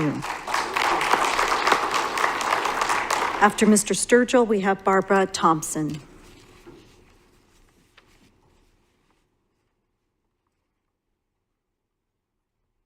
Good evening. I want to thank all of you for taking the time and the effort to come up here to our county to hold these hearings. And so thank you very much. My name is Emmett Sturgill. My wife and I are cattle ranchers. We have a cattle ranch about 22 miles north of Kingman here. I'm also the Public Lands Council representative for Arizona. And as the Public Lands Council representative, I get involved in all of the government issues that affect ranchers on public lands. I got to tell you, we're real busy right now. The government is coming after these ranchers, and I'm not going to go on forever, but the real travesty and the real heartache of what's occurring here are those ranchers that are on that land. Some of them have been there for generations and generations. Some of them haven't been there for generations, but they're still ranchers, and they spent a lot of money to buy those ranches. They have private property on those ranches. Some of those ranches are mortgaged. What are they going to do when the government takes their land away from them and pays them $35 an acre for it? How are they going to pay the bank back for that money? It's a real travesty. It's only one example of a million things that the Biden administration is doing to try to get ranchers off of public land. The one thing I want to compliment everybody in here for was the meeting in Flagstaff. Anybody that spoke against this was not allowed because they were booed. Jack Earhart come down here, nobody booed him. He didn't get shot walking back up the hill. That's the difference between us and them. So thank you for what you're doing. We do need to oppose this, and they are going to make it a designation, and we're going to have to try to get it reversed. So thank you. Thank you, Mr. Sturgill. After Ms. Thompson, we have Shane Stotler.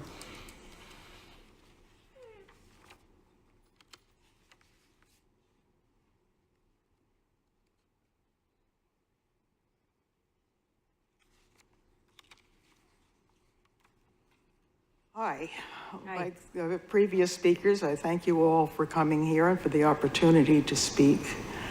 My name is Barbara Thompson. I'm a Lake Havasu resident. I moved to Lake Havasu in 1999, so I've been here for a while. And I thought I was going to be the only one, but I'm glad that I'm the second person to come up here to speak in favor of this monument. I don't want you to have the impression that there is nobody in Mojave County who's in favor of this designation. There are people. I'm one of them, and there are many others. And I simply want to state that for your consideration. I won't go into all the reasons why. We're short on time. There are many, the discussion has been had. I just want to let you know that there are people here who are very much in favor of this. Thank you for being here. After Mr. Stotler, we have Danielle Old.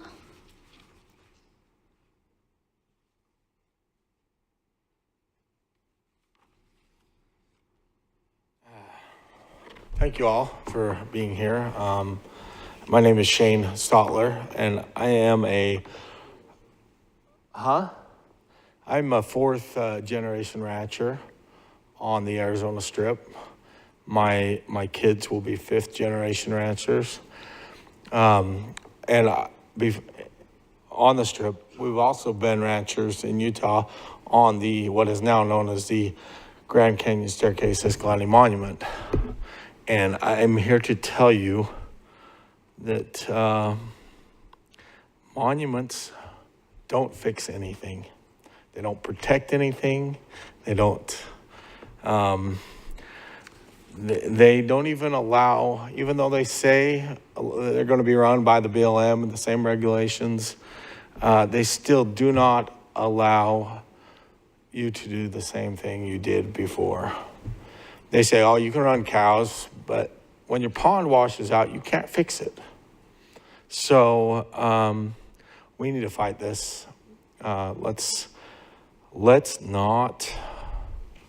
Let's stand and just let it be. But thank you for your time. Thank you for Madam being Chair. here. Madam Chair, real quick, while you're there, I wanted to expand on that, Madam Chair, expand on that. Who's going to take care of the wildlife whenever your ranches are gone? Nobody. Who puts the waters in? Who brings the feed? It's the rancher. Thank you. Thank you. After Danielle, we have Chris, and I'm not going to say this right, either Henton or Heaton. Welcome. Danielle Keck, for the record, I wrote the wrong name. Sorry, recently married. Thank you so much for being here, and we really appreciate you coming all the way down here to Mojave County. And I have to say thank you so much for Supervisor Lingenfelter and for Hildy holding it down today. Today, we've all been here since 9 a.m. And one of the main issues that we've been talking about today is the encroachment of solar coming in here. And today I represented 333 residents in Golden Valley today who were opposed to these solar farms and these green climate things trying to come in on our residential lands, where we, the 333 residents that I represented today, we stand with support for cattle ranchers and for our community providing for this. And so we are very strongly opposed to this monument, and Golden Valley stands strong with you, and we do not want this, and we are ready for a fight. All right, thank you. Thank you.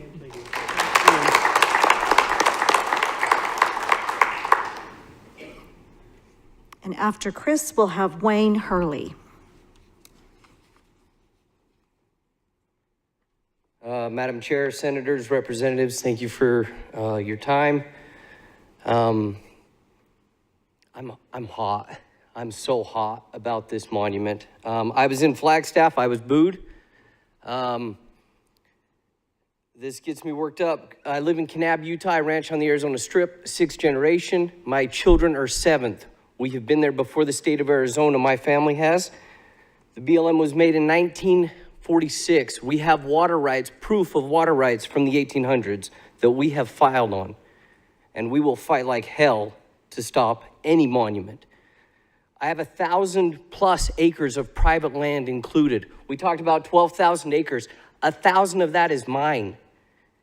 The Department of Interior in Flagstaff a month ago said they were not taking private land. I showed her the map.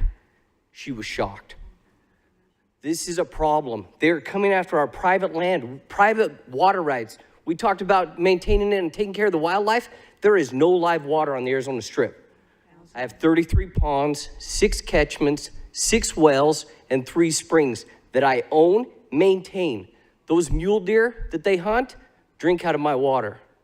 If I'm gone, they're gone. I agree with the Cattlemen's Association. They are shoving this down our throat with no plan. There is no thought to any management plan. We have no clue what they're doing. They're saying you're going to get a monument and you're going to like it. And they're not telling us anything about it. They want to talk about protection of cultural sites. Look at Bears Ears that Obama created. We have graffiti. We are Instagramming these cultural sites. We have graffiti. Man, we have graffiti. We have human waste. We're ruining it. If they want to protect cultural sites, they don't make it a monument. They let the ranchers take care of it. I have an old uranium mine on one of my permits I lease. The uranium mine did a dang good job of restoring it, reclaiming it. No one would even know it's there.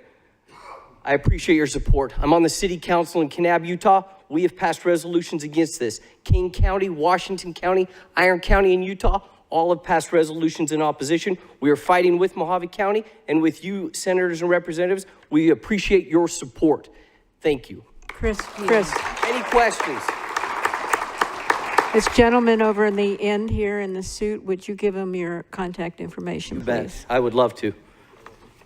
Yes, Representative. Thank you, Madam Chair. Yeah, I just want to get this on the record because there's reports. I read one in the, I think the AZ Central or one of the main news groups, but they said no private land will be affected. I just want to make sure this is stated correctly, that you are saying that is incorrect. 100% incorrect. From the latest maps that I can tell, I have over 1,000 acres. And they put out, when I was in Flagstaff 3 weeks ago, they said, there's no private. Have you seen the updated maps? And I hadn't seen them at that point. So I asked for them. Can you put this screen here? If I throw my iPad right here, can we put the camera? Put it flat on Put it top on of the the ledge in front of you. Right here. Yes. Oh, you're gonna see all my pictures. They are appropriate. We can go to that camera now and we'll go right through it. Have a little show and tell here. All right. This is the proposed monument, this green area. A lot of those white sections are the state lands that they're cutting out, but they're picking and choosing. If you take a look at their map and you look at all those, they're not taking all the Sitla lands out. They're not. What's fascinating, there's a Paiute band, Kaibab band of Paiutes that have the reservation, which is this darker blue area, okay? You can't even see it on this. Anyways, it's inside the pink above the green. They have some private there that they bought. They're not including all of that private land that they bought. They want this monument and they're not even putting their private in, but they're putting mine in. That green is mine that's circled. Look at this map. That's private ground. Look at the stuff next to it. That's their private ground that they bought. It's a problem, okay? Let's go here. Private ground, straight below. This is Pipe Springs. You're probably familiar with it. The Kaibab Reservation. Straight below, that area that's highlighted is private ground. Look, 640 acres right there, that little top section, my private ground. My grandfather homesteaded that piece of property right before Arizona got rid of the Homesteading Act. This is personal. They are coming after our ranches, our livelihoods, our jobs, our homes. This is unreal. I spoke in Flagstaff about how this is un-American. It is un-American. We do not come after people's jobs and private property in this country. Madam Chair, just to follow up real quick to that point, did they ever contact you at all? Have you been in any of these discussions? No, I had that in my note because I was hoping someone would ask me. The White House has not reached out to me. They're going after my land and they haven't talked to me. They haven't reached out to me either, so we're good. Yeah, We're on the same Don't page. feel like you've been left out. I think I'm in great company, so. Yeah, but I do want to make sure that, I mean, this is something where your land is being impacted, correct? Your land is essentially going to be taken from you, and you have never been in a single conversation about that process or this being a possibility. No, and when I was in Flagstaff, I asked these questions. I said, I want answers.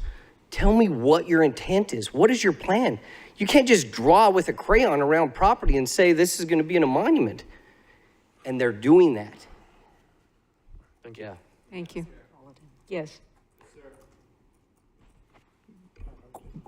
There you go. Question for you. So this is on the Utah side of the border. Do you have any information as to whether private land is going to be shoved in this monument on the Arizona side of the border? No, this is all in Arizona. I live in Utah. My ranch is all in Arizona. We are below the state line. This is Arizona. This is Arizona private ground that they're taking. Madam Chair? Yes. Can you tell me, if they put your land then in a monument, what is going to be the impact on the local tax revenues up here? Do you know? I don't have the slightest. I have no clue what their plan is. But I pay taxes to Mojave County. Trust me. You guys get them. And I enjoy paying them. When I have representatives that I have met today, I will pay those taxes all day long. When I have men and women that will fight with me and for me.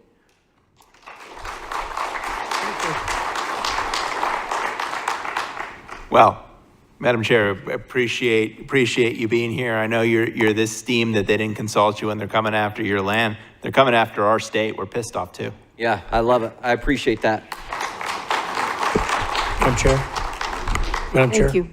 Yes, Senator Borelli. Yes, thank you. Just to that point, would you support us if we cut taxes? So being an elected official myself, I understand the need of taxes, but I would definitely support you even more if you cut them, but I understand it. We need taxes to function. I understand that. Thank you. Okay. Thank you so much. Chris. After Mr. Hurley, we have Don Martin. Name's Wayne Hurley, been here since 1979. I love Kingman, it's my hometown.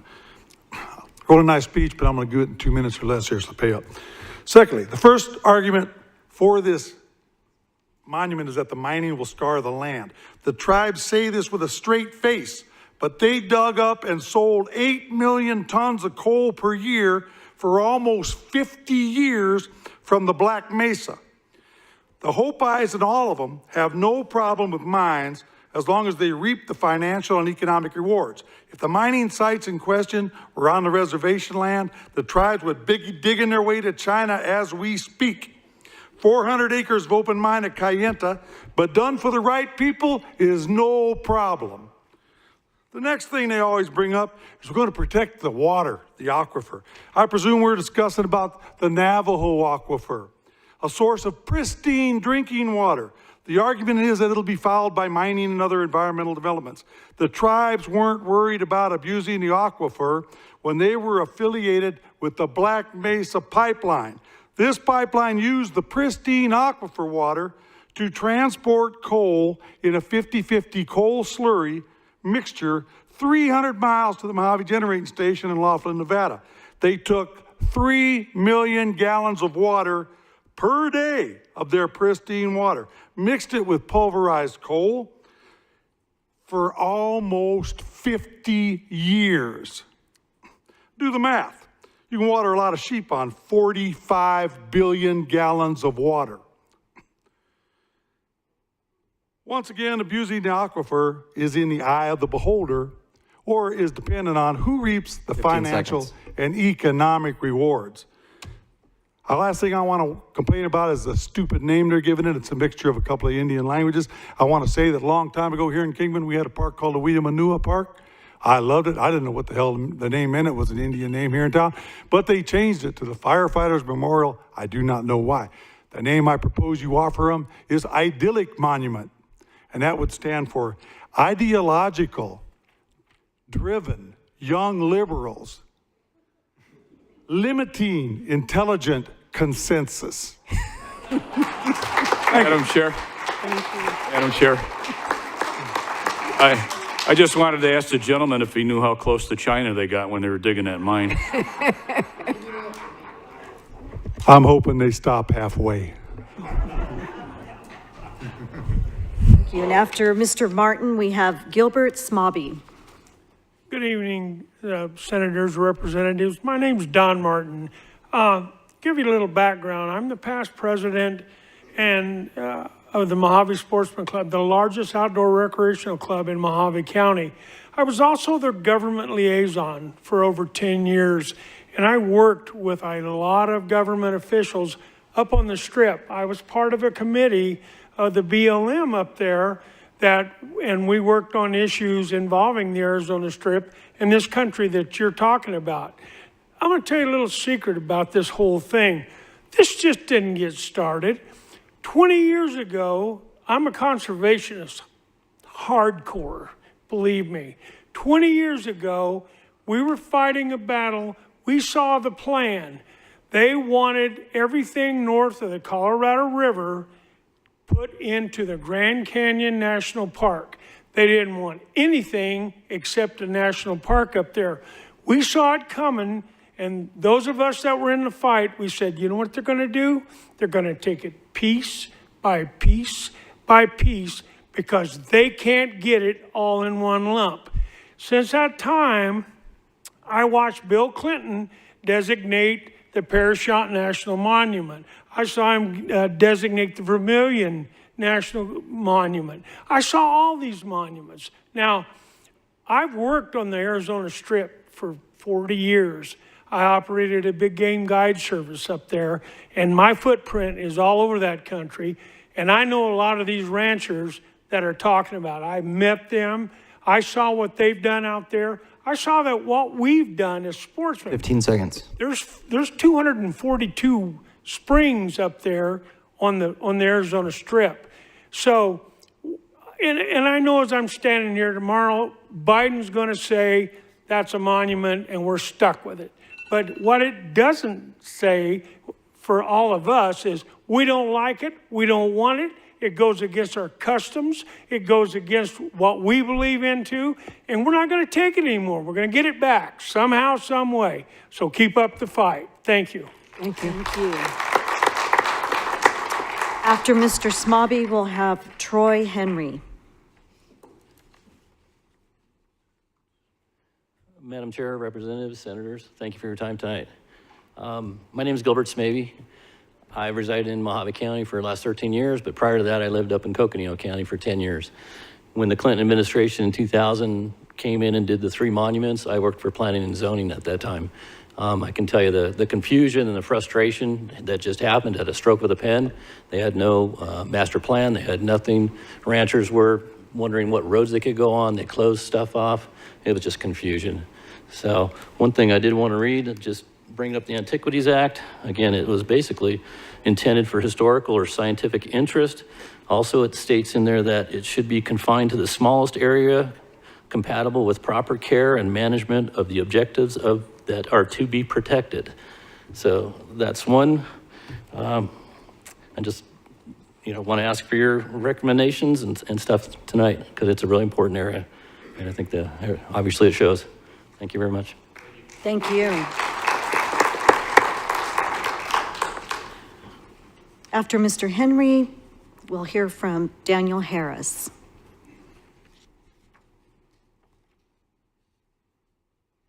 Ladies and gentlemen, thank you so much for hearing us today and being here. My name's Troy Henry. I'm with the Utah Farm Bureau. I'm a 6th-generation rancher in southern Utah, and in southern Utah, we love northern Arizona. That Arizona Strip is one of the coolest pieces of ground you'll ever be on. Thousands of acres, and there's not a ton of uses for it other than mining and cattle grazing. You can take cattle that can go out on landscape that nothing else can use and turn it into an efficient food source full of protein. And I think we undervalue our food in this country by quite a bit. During COVID, we found that out and found out that local supply chains are important and we need to maintain those. 90% of American ranches are still family-owned, small acreage farms like the Arizona Strip. And we're frustrated as everybody that they're misusing the Antiquities Act to bludgeon us with. It wasn't the use. We're skipping the congressional process. We elected people to make these decisions, and they're being short-circuited. When the other thing, there's 2 more things I want to hit on really quickly. When in 1996, when the Grand Staircase National Monument was put in place, like previous commenters have said, nobody knew what the outcome was going to be. Well, we got up there. I lived right on the boundary of the Grand Staircase, and no more water catchments, suspended AUMs. Yeah, they're still grazing on it, but it is cumbersome. Our county officials cannot keep up with the foot traffic. When you designate a national monument, you invite the world, and they want to come see it. They ask you, where's the staircase? Well, you're on it, buddy. This is it, and it all looks the same. The county doesn't have the resources to take care of the number of people that are coming in, search and rescue. When Trump shrunk the monument, it was the perfect size. We protected slot canyons and sensitive areas, and that's all been done away with. When and if this goes through, language is important. We found out that there were some provisions for grazing when Trump redesignated the monument, and those were taken out when it was redesignated by this administration. Please pay attention to the language. If nothing else, let's preserve this important cultural resource. Thank you so much. Thank you.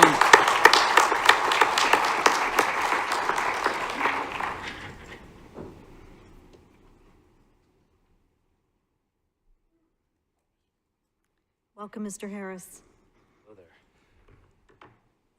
Thank you, Madam Chair and members. I'm Daniel Harris with the Arizona Farm Bureau Federation. I'm their government relations manager.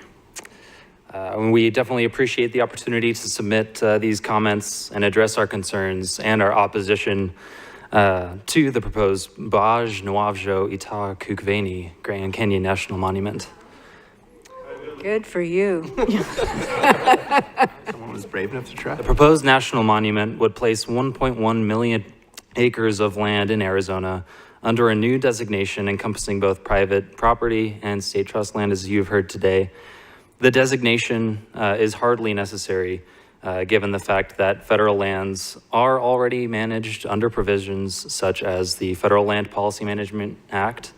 And furthermore, a national monument designation can limit or prohibit land uses, including grazing, forest management, and recreational activities such as hunting and fishing, as well as agricultural producers supporting those industries, such as the wildlife that hunting and fishing requires. While there are provisions in the proposal to allow for certain of these items, we are definitely concerned with the lack of language supporting the continuation of them in the future. Going into the Antiquities Act just briefly, the Antiquities Act was established in 1906 as a means to preserve historic landmarks, historic and prehistoric structures, and other objects of historic or scientific interest. Their landmass was to be confined to the smallest area compatible with proper care and management of the objects to be protected. This directive is especially poignant in Arizona, where less than 20% of the land is privately owned. The federal government controls nearly 50% of the land, and the remaining is controlled by the state. Consequently, any proposed monument designations are met with concern, especially when private and state land is encumbered without adequate stakeholder engagement. Arizona Farm Bureau is concerned with the impacts to grazing rights, access, ability to maintain and improve those allotments, and therefore cannot support a national monument designation without recognizing and protecting these uses. We have shared these concerns with both the BLM and the White House and realize this is a done deal from day one. But we will continue to fight and preserve and protect Arizona agriculture. Thank you very much. With that, I'll be open to any questions. Thank you, Mr. Harris. Any questions? Thank you very much. Thank you. All right, I that think concludes our speakers. Yeah, I just want to, for the record, I'm going to introduce, for the record, Westerman's release on this, and I'll read the particulars. Proposals to designate a new 1.1 million acre national monument in Arizona, land that is rich in uranium deposits and has historically been open for multiple uses. House Committee on Natural Resources, Chairman Bruce Westerman, issued the following statement in response. This administration's lack of reason knows no bounds, and their actions suggest that President Biden and his radical advisors won't be satisfied until the entire federal estate is off limits and America is mirrored independency on our adversities for the natural resources. This land belongs to the American people, not any administration or bureaucrats who think they make the laws. Both Native and non-Native peoples have benefited from open access of these acres for centuries and use their concurrently for recreation, cattle grazing, hunting, and more. Researchers have also discovered that this area is home to some of the richest uranium deposits in the country. But when we have an administration that is a hammer in search for a nail, suddenly we're seeing our own resources being locked away for decades at speeds with no end in sight. Minnesota, Colorado, and now potentially Arizona have all been victims of this administration war on the American economy and the mining sector that is so important to economic growth and security. It fails to see any rationale in the proposal beyond a selfish political agenda that locks away the very resources we depend on for our daily lives. If President Biden moves forward with this insane proposal, I will fight it in Congress and advocate for responsible stewardship of our resources. So I'm going to enter that into record.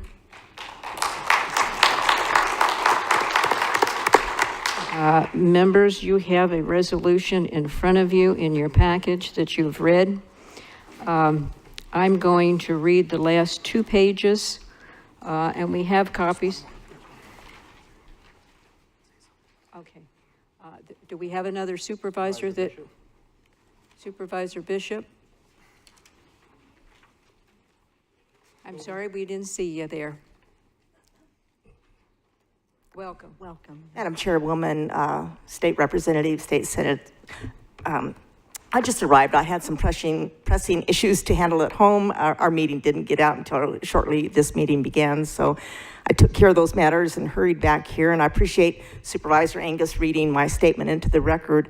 I just wanted to introduce myself quickly and thank all of you for coming to Mojave County, and thank all of the constituents in the audience, both for and against, for stating their support and their opposition. But I want to say just one more time, I strongly, strongly oppose this national monument. Thank you very much. Thank you for coming back. Travel safely. Okay, I'll read the whereases, be it resolved, and then we'll do closing comments, and then we'll take a vote. Be it resolved that the below signed members of the Arizona House and Senate leadership members of the Natural Resource, Energy, and Water Committees and the Arizona House Representatives and Arizona State Senate and members of the Arizona House Representatives Committee on Land, Agriculture, and Rural Affairs oppose the designation of this proposed. And for the record, I'm going to have staff actually spell out the name of the Grand Canyon National Monument. Number 2, we oppose the designation of any national monument near the Grand Canyon National Park that seeks to limit critical minerals, metal and aggregate mining, cattle grazing, and multiple use of activities in the Arizona Strip or anywhere else in the state of Arizona. And oppose the further special use designation, conversion, withdrawal, or reservation of federal controlled lands in Arizona for multiple use that results in the net loss of land, water, and natural resources or economic or recreational activities without the express consent of Congress, the Arizona State Legislature, and the members of the local community. And be it further resolved that the designation of the proposed, again, we're going to spell out the correct name of the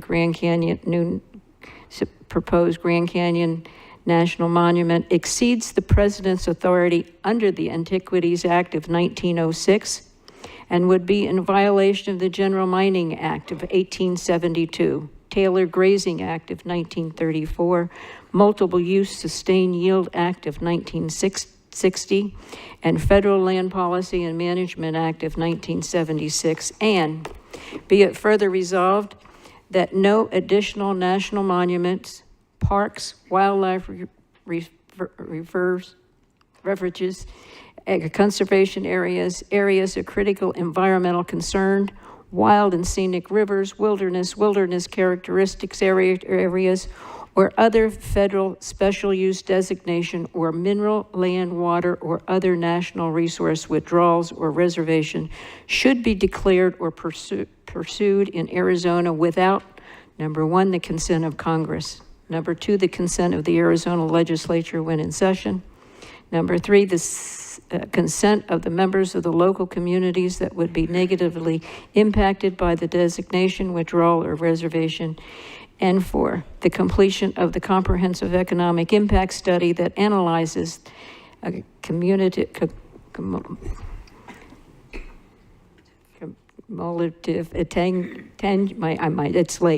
tangible and measurable impacts of the state, local, and national economy of removing the additional land, water, and natural resources from economic production, and that demonstrates that the removal of such land, water, or natural resource represents the least burden and cost method to achieve the desired natural, historical, environmental protection.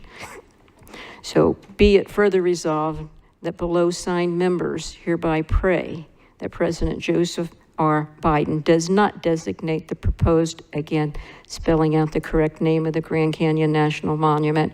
We will, be it further resolved, this resolution is effective immediately, adopted the 7th day of August, 2023, and we will take a vote and then sign this document. Madam Chair, if you please, go ahead and make the motion at this point. Okay. Madam Chair. Yes.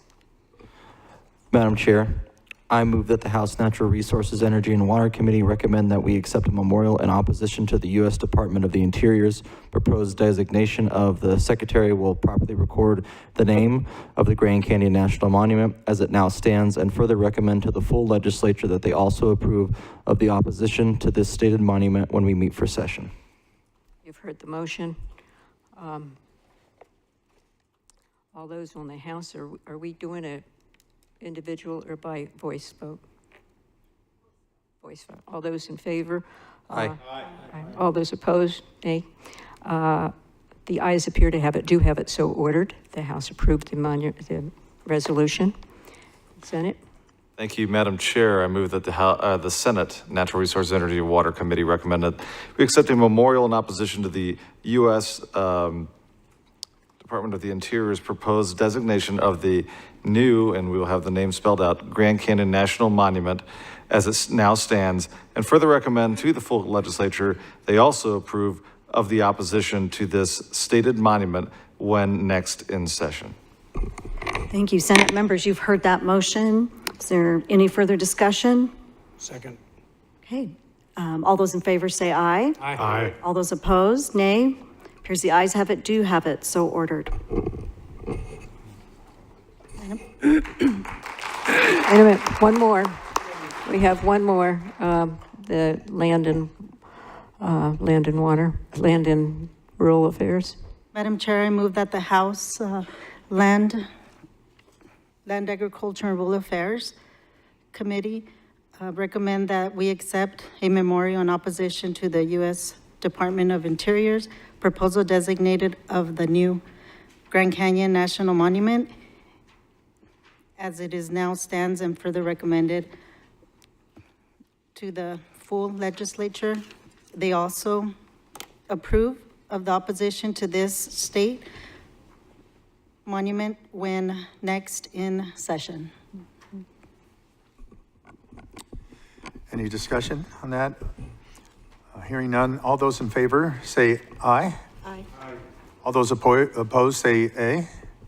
The ayes have it, do have it, so ordered. Thank you. Any closing comments that anybody would like to make? We'll start down at this end.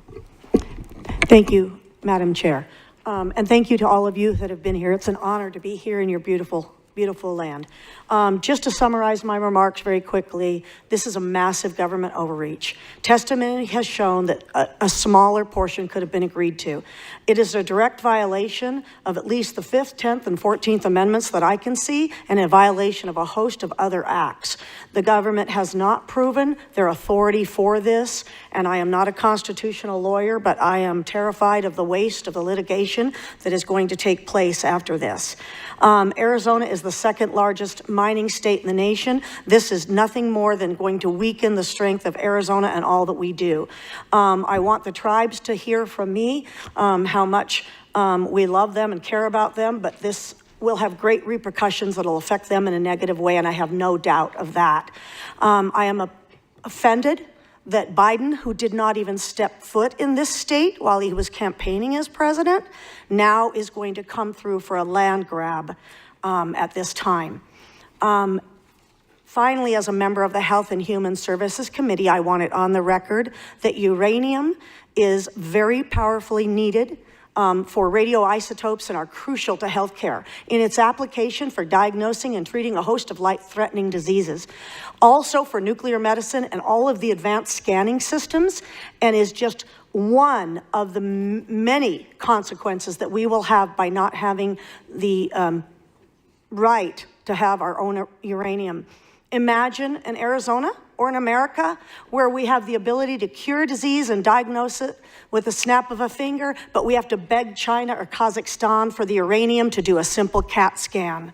For Arizona to forever be stripped of our access to our own uranium will increase the cost of healthcare, decrease the access to life-saving diagnostics, and cost the lives of Arizonans and the most disadvantaged Arizonans, most importantly. Thank you. And with that, I'm an aye for this. I'd like to lodge a formal complaint having to follow Barbara Parker. I hate following her.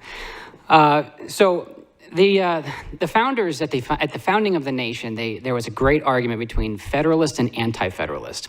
And what the Anti-Federalist argued is that a powerful national government would abuse the states. They would impose their will upon the people of the states, and the states were most able to deal with the effects of the people. Mining is national security. And whether they're undermining it directly for some reason we don't know, they are. They're undermining our national security. Mining is self-sufficiency. This has nothing to do with the environment. It doesn't have anything to do with cultural lands or anything like that. Those are excuses that they're using to make sure we are beholden to other nations. One can only wonder, maybe a Hunter Biden or someone like him, and maybe saved 10 for the big guy, who made money on this deal. Thank you.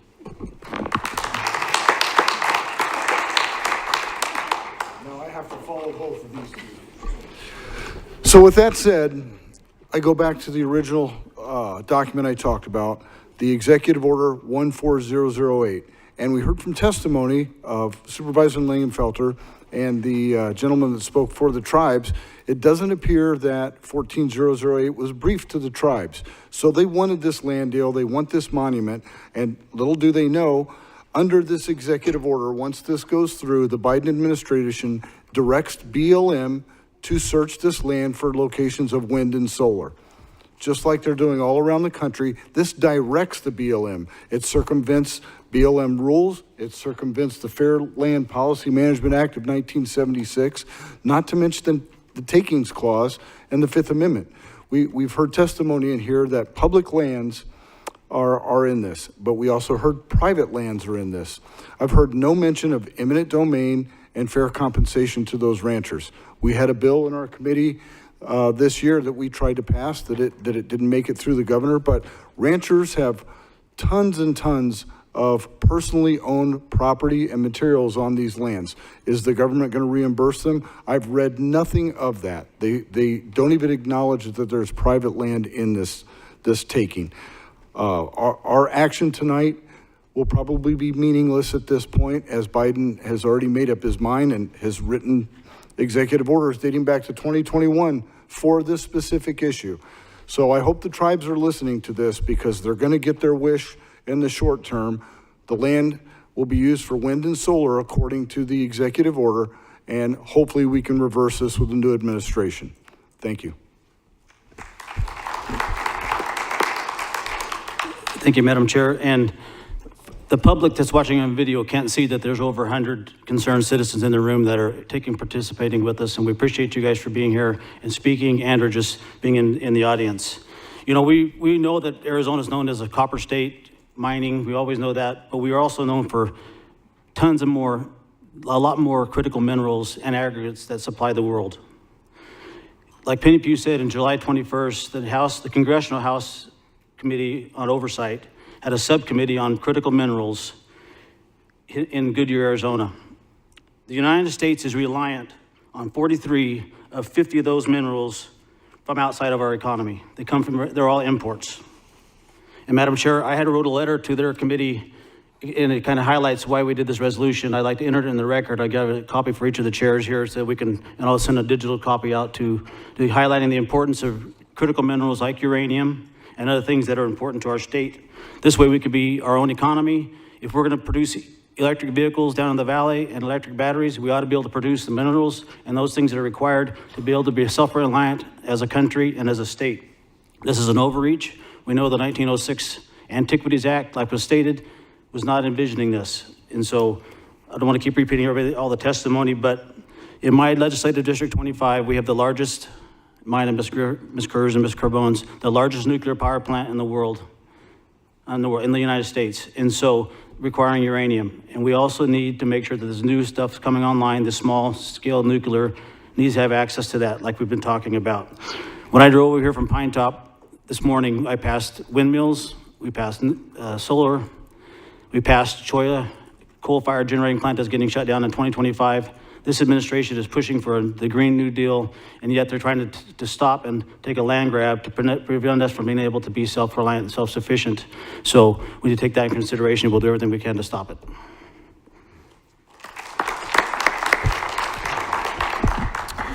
And I too just want to say thank you for everybody for coming in such a short notice. And I know everybody has their lives going on, but this is something that's obviously extremely important. And I want to kind of touch on what Chairwoman Griffin stated about how combined local, state, tribal, federal government control in Arizona is at 87% of all the land, leaving 13% of Arizona land to private owners. So here we are now with them about to take another 12,000 acres of that land. And regardless of what side of the aisle you're on, right? If you're in favor, you're against, the main problem here is the fact that this was done without the input from the farmers, the ranchers. I don't know if the uranium mines were consulted in any of this. I know I wasn't. I don't think Representative Gillette was, or Senator Borelli, this being in our district. We weren't consulted at all. That is the part that I think, regardless of what side of the aisle you're on, you should be disappointed with, right? Because we should be included. Every single one of us. It doesn't matter if in the end that they decide to go forward with this, but why isn't there an input from the community that it's impacting directly? This could have been easily solved. You could have brought in the ranchers and the farmers and the cattlemen and everybody to say, okay, where do you use the land? What do you use it for? Why is it necessary? For them to at least have an idea of what maybe they could take and what they shouldn't take. The fact that everybody was left out of this process is something that is extremely, extremely disappointing and concerning. This is not how government works, right? It's about transparency. It's about bringing everybody to the table and doing what's best for the community, period. And so I come back to and leave it at this. The 10th Amendment's in the Constitution for a reason, right? That means state rights. We must do better at the legislature to flex those muscles of the 10th Amendment and gain back our power, our control. Because when you have 87% of our land that's not controlled, you have the federal government that has the map showing how much red is being controlled by the federal government, that's a problem. The 10th Amendment is not being utilized correctly in this state. So I promise you as a state legislator, and I'm sure my colleagues will do the same, is we need to push legislation to give the power back to the state, back to local control. Because we know what to do with our land and our money better than any federal government will ever have. And that is an obvious thing, whether it's this situation or our border. It's time for us to do what we need to do for ourselves at the local level. And I appreciate all of you. I hope that you continue to make that fight as well. The only way it stops if people speak up and do what needs to be done to bring control back to us. So thank you guys so much. I appreciate you. I wanted to start off by yielding my time to the Democrats that came from the legislature. Oh, they're not here. So that should tell you everything of how the Democrat Party thinks about rural Arizona and natural resources. Because you're starting to see this trend that you will own nothing and you will be happy. That the powers that be in Washington, D.C., one of the best things that Donald Trump ever did during his presidency was make BLM move out to Colorado. How much easier would it be for us to have representation and talk to our members of Congress and talk with these unelected bureaucrats of how they're affecting our states? I remember as a kid working on families' ranches at the Tres Alamos in La Paz County. Every single year, the BLM would just move the goalpost. Every single time we'd get to it, and they'd move it every single time. The same exact thing happens here in Mojave County. All these farmers and these ranchers and miners who are impacted by all these families that make up this local economy, what's so important. Washington, D.C., these bureaucrats don't care. Obviously, the Democrats in the Arizona legislature don't care. Every single member here has come because we care about this situation. We care what you guys are going through. And I cannot wait until January 20th, 2025, when Donald Trump rips up this executive order with Paul Gosar standing there, and Arizona can finally start taking its ground back. So thank you guys for being here today.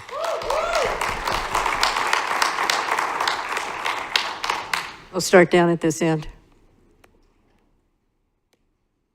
I don't have to wait till the end here. First of all, I want to just thank everybody for showing up this evening and the long day for some of you that have been working on this issue. I'll keep this short, but I'll tell you what I saw here, and I find it fascinating, and it's why I love this state. Arizona is mining, it is ranching, it is farming, and it is logging and hunting and fishing.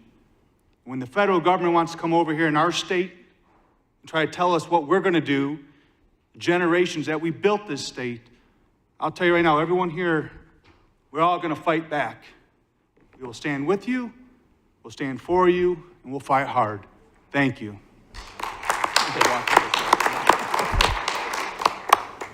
Thank you all for being here tonight, going this time, and thank you for having me up here. It's my first time in this building, let alone really hanging out in this town, and I'm impressed with all of you. Your hearts and your souls are all about this state, about your homes, about this country. I think some of the points that my colleagues over here, I won't say on the left, but to this side of the dais, have brought up are very important points, and especially Representative Biasucci, who, we've worked on a number of things together, and his point about states' rights is paramount here. So what I want to say, rather than beat the drum and repeat everything, I'm going to put the Attorney General of Arizona and the Governor of Arizona on notice right now. You're going to do your job with us or without us, but we're going to get this done and bring it back to making it right. The federal government's too damn fat and big. It needs to be reduced in size, and we got to stand for our state, and we're going to do it. So God bless you all. Say your prayers for us. That's paramount here. We'll get it done. Thank you. Thank you. Thank you all for coming and welcoming us up here. It's a long drive for me. I'm actually way down here. Now I'm way up here. I don't know if you can see it, but you can see the red. I don't know how much more they need. As I said earlier, it's an appetite that's crazy. And you notice they'd never take from the east. It's always from the west. We're always the playground. Rural regions are more of your playground, right? Continue to just take and take. And I don't believe the founders had that in mind, obviously, especially when I read you earlier on from our Constitution itself, and it says, and exercise like authority over all places purchased by the consent of the legislature. I don't know, any of you consent to this? Nope. I heard about this right over the weekend. I was out of state. Actually, I was at a mock convention of states. I was at that in Virginia, where 49 states had come together to talk about redresses of the federal government just like this. The things we have to fight as members of the legislature for the people, closest to the people. And we got these people in Washington, certainly the president from Delaware, just taking a pin and saying, these belong to the federal government now. I know the founders didn't envision this whatsoever. Taking without the state's consent once again. It's maddening, it's crazy. We must stand up. In land management, who are the original environmentalists? Our ranchers, our farmers, they know what to do with our lands. They're not going to destroy the land so they can't grow cattle, they can't grow crops, can't make these clothes we wear. They are everything. Without them, everybody from the cities, you can't eat. They probably don't care if they're clothed, I guess, but at the end of the day, our food, our clothes, everything in here is mined. That's what comes out of rural Arizona. I'm saddened. There are going to be plenty of regulations and rules that come down the pike. We heard from our small businesses, as we said, from our ranchers, the farmers. this is going to hurt them. This is going to hurt an economic engine that is established out there. And with this inflation happening now and the receding of the economy, do we need to continue to do more of this? I guess so, Mr. Biden. You know, it's, I don't know, I'm just very upset at the sad day we're in, and I am glad we're up here and able to talk with you and hear the redresses you all have so that we can actually take it to our federal representatives. And we're going to be doing that over this next period, and it's my hope that we can switch out administrations this next time.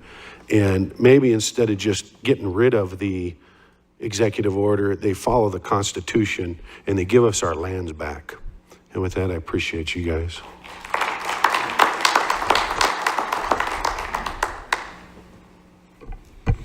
Madam Chair? Okay, thank you. You know, I'm just sitting here listening to some folks and I'm like, I'm contemplating, I'm surprised the tribes banded together to support this. Historically, we always hear this garbage, you know. It was the Spanish that took the land from them, and then the Mexicans came in and took it from the Spanish. They enslaved them. Well, we came in and we honored their sovereignty, that they can actually still govern themselves and honor them, embrace them. You know, everything that was put in for their citizenship, full citizenship, and giving them voting rights, honoring that, was all led by Republicans. 100%. They had to drag Democrats to it. You know, Mexico literally enslaved, and the Spanish even enslaved the natives in Mexico. They don't have reservations there. They're forced to assimilate, and they're forced to be a lower class. So I'm actually really surprised that our Native American tribes are actually falling for this garbage. How many times has the federal government, what do they call it? You see the movies, The Great White Father in Washington? How many times have they stuck to their word? And this executive order, it's just a piece of paper.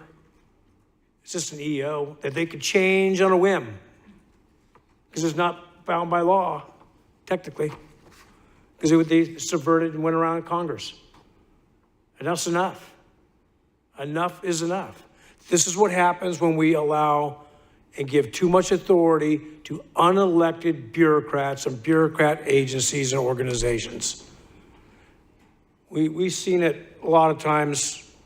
You know, I'm not going to disparage our Republican staff in the House and the Senate, but I said this one on city councils. I've seen it on supervisors, you know, county boards, where they just went ahead and went with whatever the staff said, which we kind of nickname as staff infection, because especially on our minority side, they just want to go ahead and listen, and they don't want to do the research. They don't want to put the time in and represent and do their job. We had, Friday notice? We made sure that we were here. And once again, I want to thank my colleagues for being here. You took the time to come out to Mojave County, northwestern Arizona, and you knew you got out of Maricopa County when you got on Rattle Road. Because that's what happens. We finally were able to fix some things this year, and thank you for that. So once again, I want to thank you all for coming out here. Unfortunately, the minority side, they didn't have enough time to prepare to come up here and see what real Arizona looks like outside of the state of Maricopa. And again, thank you very much. Thanks for being here.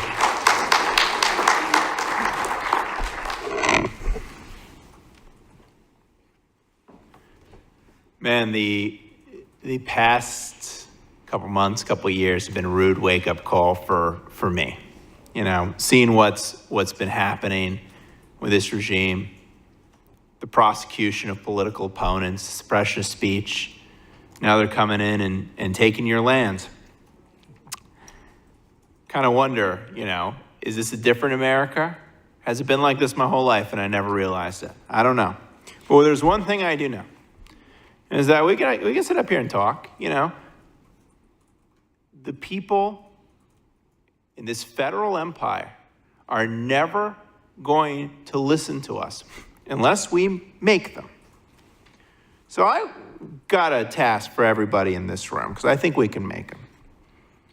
You see a Biden administration official in your town, don't serve them at your restaurant. Don't pour them a drink at your bar. If you are a public official, cut off all voluntary cooperation with the civil agencies of the executive branch.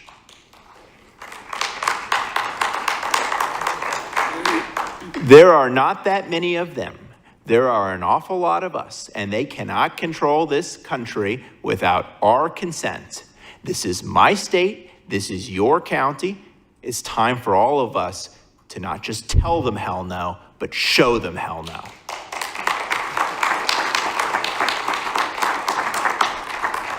Madam Chair. Hi, I just want to thank everybody for being here, representatives, senators as well. And I want to commend you guys for having the restraint and respecting the other side that did come and speak after hearing that you guys were booed. So that takes a lot of restraint from us too, just to stay quiet. So I want to commend you with that for the sake of time. Again, thank you for having us here.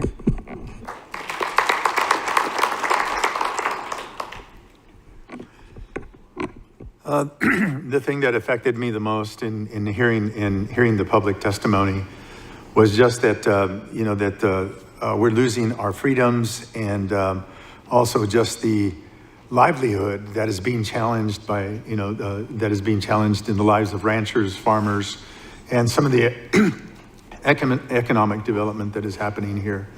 It is amazing to be able to hear your testimonies.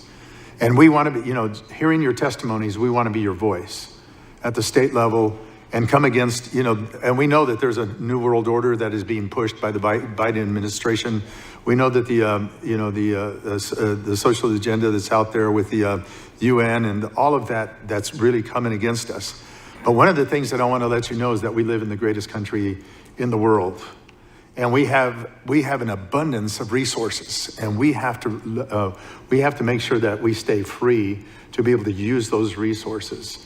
And so we stand together with you. I stand together with you, the citizens of Mojave County, in opposing this land grab here at the Grand Canyon National Monument. We're losing our freedoms right now. But what we're needing to do is we're needing to fight them, and we're going to fight them with everything that we have, not only through the legislature, but also through the courts. We were talking about that on the way up, is how in the world are we going to go ahead and come in and begin to litigate against this overreach? Because if we can do that, we can stop it. And so we're looking at doing some of that, even though we have, a very liberal Attorney General at this time. I know that it's going to take all of us, and we're standing with you. I want to let you know that we hear you. Boy, that just angers us to be able to hear what you're all going through. I live in the southern part of the state as well. We're only about 60 miles from the border. I was born right there at the southern part, and yes, this is our state, and we need to keep it. This is a mining state, farming state, and it's a beautiful state that we can enjoy. And we want to keep it that way. Thank you.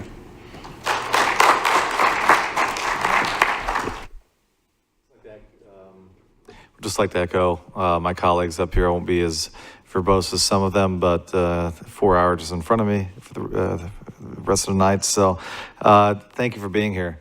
You all who showed up, and I know that many have left, and it's still a good crowd for a random Monday night on very short notice, and that says a lot about how important this issue is. I think I was somewhere between Colorado Springs and Durango when I got the text message about this, and when we pulled up in Durango, I was like, absolutely, I'll be there because it's important. So take the energy, take the fight that you see on our side of the dais and on yours, And let's go ahead and continue this because it is about all the things that have been already said up here and so much more. We continue to lie down, and this continues to happen to us. So let's not lie down anymore. All right, so with that, thank you for having me. I will spend a few dollars on a drive-through before I leave in your community. So thank you. I too can't thank each and every one of you enough for making the commitment to be down here. The fight you've been fighting, many of you, for many years on different issues like this. But never before, at least in my lifetime, have I seen such a blatant abuse, such a gross abuse of established acts, of the law, of the Constitution. It is just absolutely unreal. The public comment period was a joke, absolute joke, and just unbelievable that we're witnessing this. And what hypocrisy that I'm seeing with this administration who wants to set all these clean energy goals and yet takes the very thing that gets us there in a very safe and regulated environment. There's no other area in the world that has the type of regulations that the mines do in this area. And so now we're going to be dependent on countries that could care less. They don't have the regulations that we have. They don't care about the environment and the water and health and safety. What hypocrisy of this administration. And you won't find better stewards anywhere of the land than our ranchers. My family, we're a multi-generational farm family in Buckeye. My husband's family has been farming for 96 years now. And so I get it, but gosh, some of you in your 6th and 7th generation, that's just amazing. Your livelihood, your legacy, your heritage is just being ripped out from under you. It is absolutely unacceptable. This is an illegal taking of public and private property. And we must oppose it with everything that we have. There's no doubt that rural Arizona is under attack. We see it from the governor's office, see it from the president, and we will not stand silent. We won't stand by and let this happen, and we will continue to fight and stand with you and for you. And I just can't thank you enough for your courage and for your heart. And just so grateful for the opportunity to be here today. Thank you.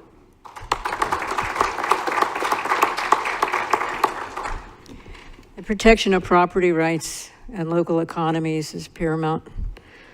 Fighting for states' rights, we've been doing that for a long time. This is another federal overreach of taking your rights.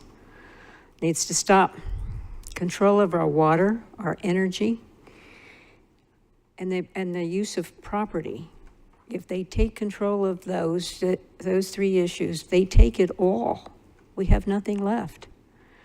And they are and have been after water. I've been fighting for water rights for close to 30 years. We need to stand up. We are standing up for you, for your children, for your grandchildren, for their children. And we need to hang in there together and support the ranching, support the timber industry, support all of our natural resource industries. It takes all of us to do it. We hear you.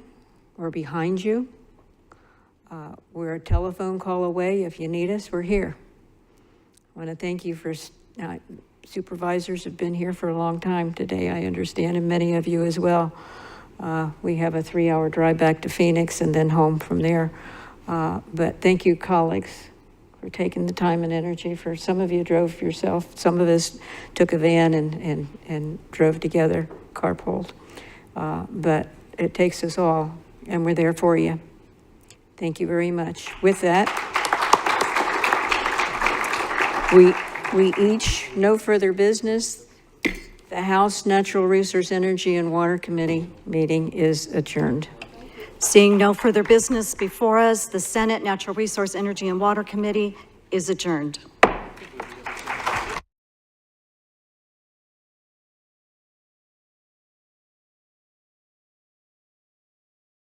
Enru and Laura Committee and Senate Enru Committees is now adjourned. See y'all later. Okay.